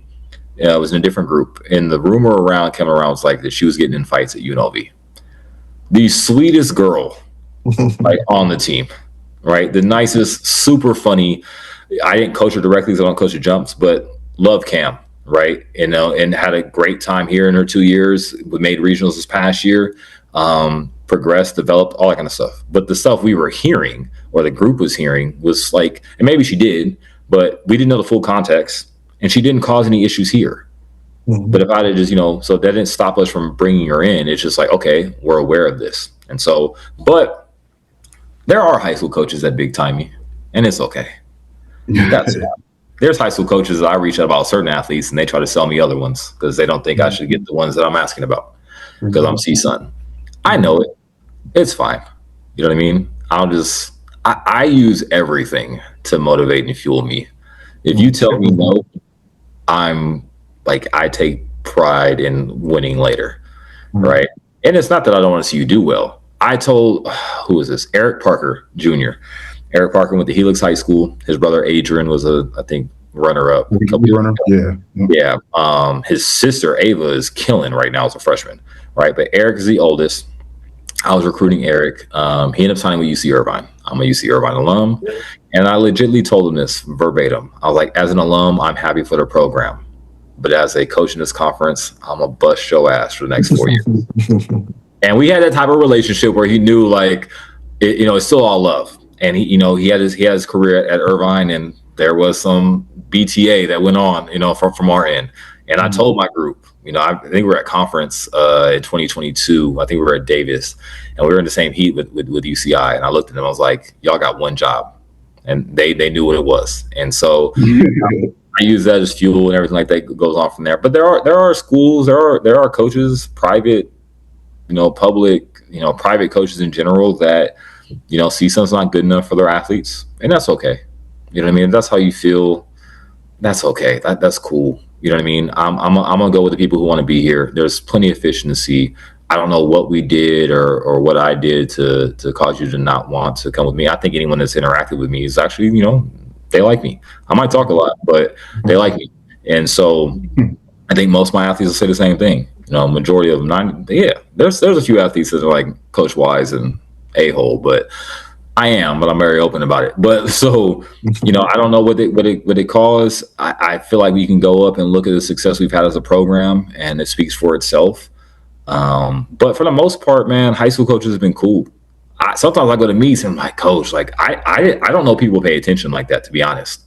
I don't think people know who I am. I don't think people know my names. Like Coach Y, Yowell is my last name. People don't know how to say it. They also know I'm a white guy. They're like, what's going on here? I was expecting some 5'10" white dude. It's a 6'3" handsome brother with curls. What's going on? What's going on here? I always got glasses and now wears a cowboy hat all the time. So we I feel like once you get to know me, I think people gravitate toward me and like me, and they, I treat their kids with all the fairness in the world. I'm a very transparent recruiter. I keep it real with what's going on. So, even in the process, and I'm one of those coaches too. And a lot of high school athletes are scared of this. Please tell me if I brought you on a visit and we're in your final 3 or final 5, shoot me a text telling me, that you're going somewhere else. Don't let me find out on social media. Mm-hmm. I mean, and so that kind of thing, because here's what I'm going to say. I'm proud of you. I'm happy for you. Congratulations. Go do your thing. I can't wait to see you at meets doing your thing, handling business. At the end of the day, like, all the athletes I'm recruiting have earned this right to be recruited and enjoy the recruitment process, and make the decision that they feel is best for them. Obviously, I'm biased, and no one's as good as me. But you might not feel the same way, right? But at the same time, too, as I've gotten to know you on an interpersonal level, like, I want to see you be successful, whether that's with me or not. And I think most athletes that I've recruited or athletes I have signed or even ones that have left can all say that. And so, I think when coaches know that, about me personally, and they get to know me, they're like, they see I'm a straight up guy. I'm a straight shooter. And, I'm gonna do right by, my athletes, or even the ones that choose not to come here. So. That's good.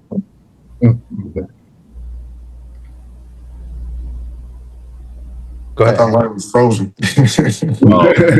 I was on mute. My bad. Go ahead, Ant. Got y'all speechless, huh? Okay, cool. Nah. What I was gonna say is, what would you say, being doing this for 14 years, what would you say to your younger self? Just what advice would you give your younger self? Take the GA job earlier. That's a good one. I think there's a lot. I think one thing I've learned, I think early on in coaching, I didn't want to miss workouts. I hated, like, if it rained, like, man, like, we're missing this workout. Like, this is going to be detrimental. Thinking that one day in 45 weeks is going to make or break a season. Right. And so not sweating the small things like that, have a better understanding of, like, the importance of rest. I give kids weeks off at this point. You know what I mean? Like, if we go through, like, when they'll have the summer program where they go 7 weeks, that 8th week, which we will normally do, and I use it as a recovery week, so it's lower volume and intensity, or lower volume. I give them the week off now. Like, no, come in here, get acclimated to your class schedule. You got a bunch of different compliance meetings and sports management meetings. Athletic training meetings. We have an intro in the weight room. There's a lot of stuff that's going on that week. Just get back acclimated to being a student, and then I'll see you the next week on Monday, with some fun, so to say. But even at times, giving, like, more rest, how important rest is. Again, I was so hell-bent on getting the work in. But the thing, too, is, like, we need to get the rest in, too. Mm-hmm. And so we got to rest just as hard as we train. That's big. No, I appreciate you, Coach, man. You gave us a lot of quality information today. It was fun listening to you and getting you on here finally. We text back and forth regularly, so I'm glad we're able to get you on here.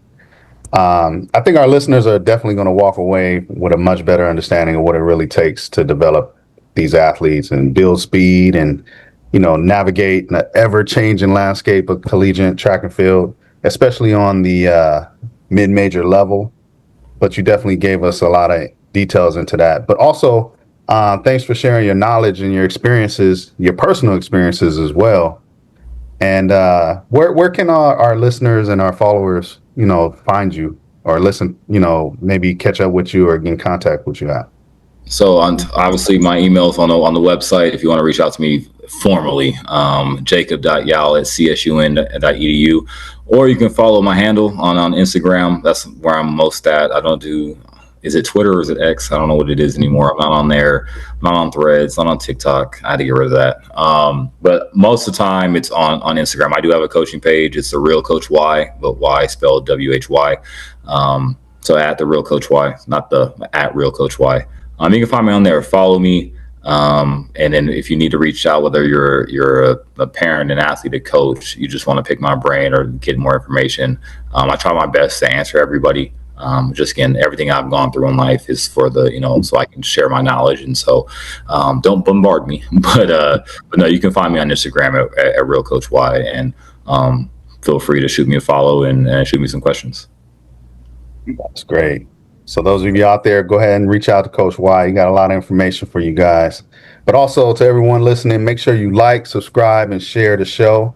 Continue supporting Beyond the Blocks as we bring you conversations with some of the best coaches and minds in our sport. For Anthony, Will, Coach Y, I'm Coach Lonnie D, and we'll catch you on the next episode of Beyond the Blocks.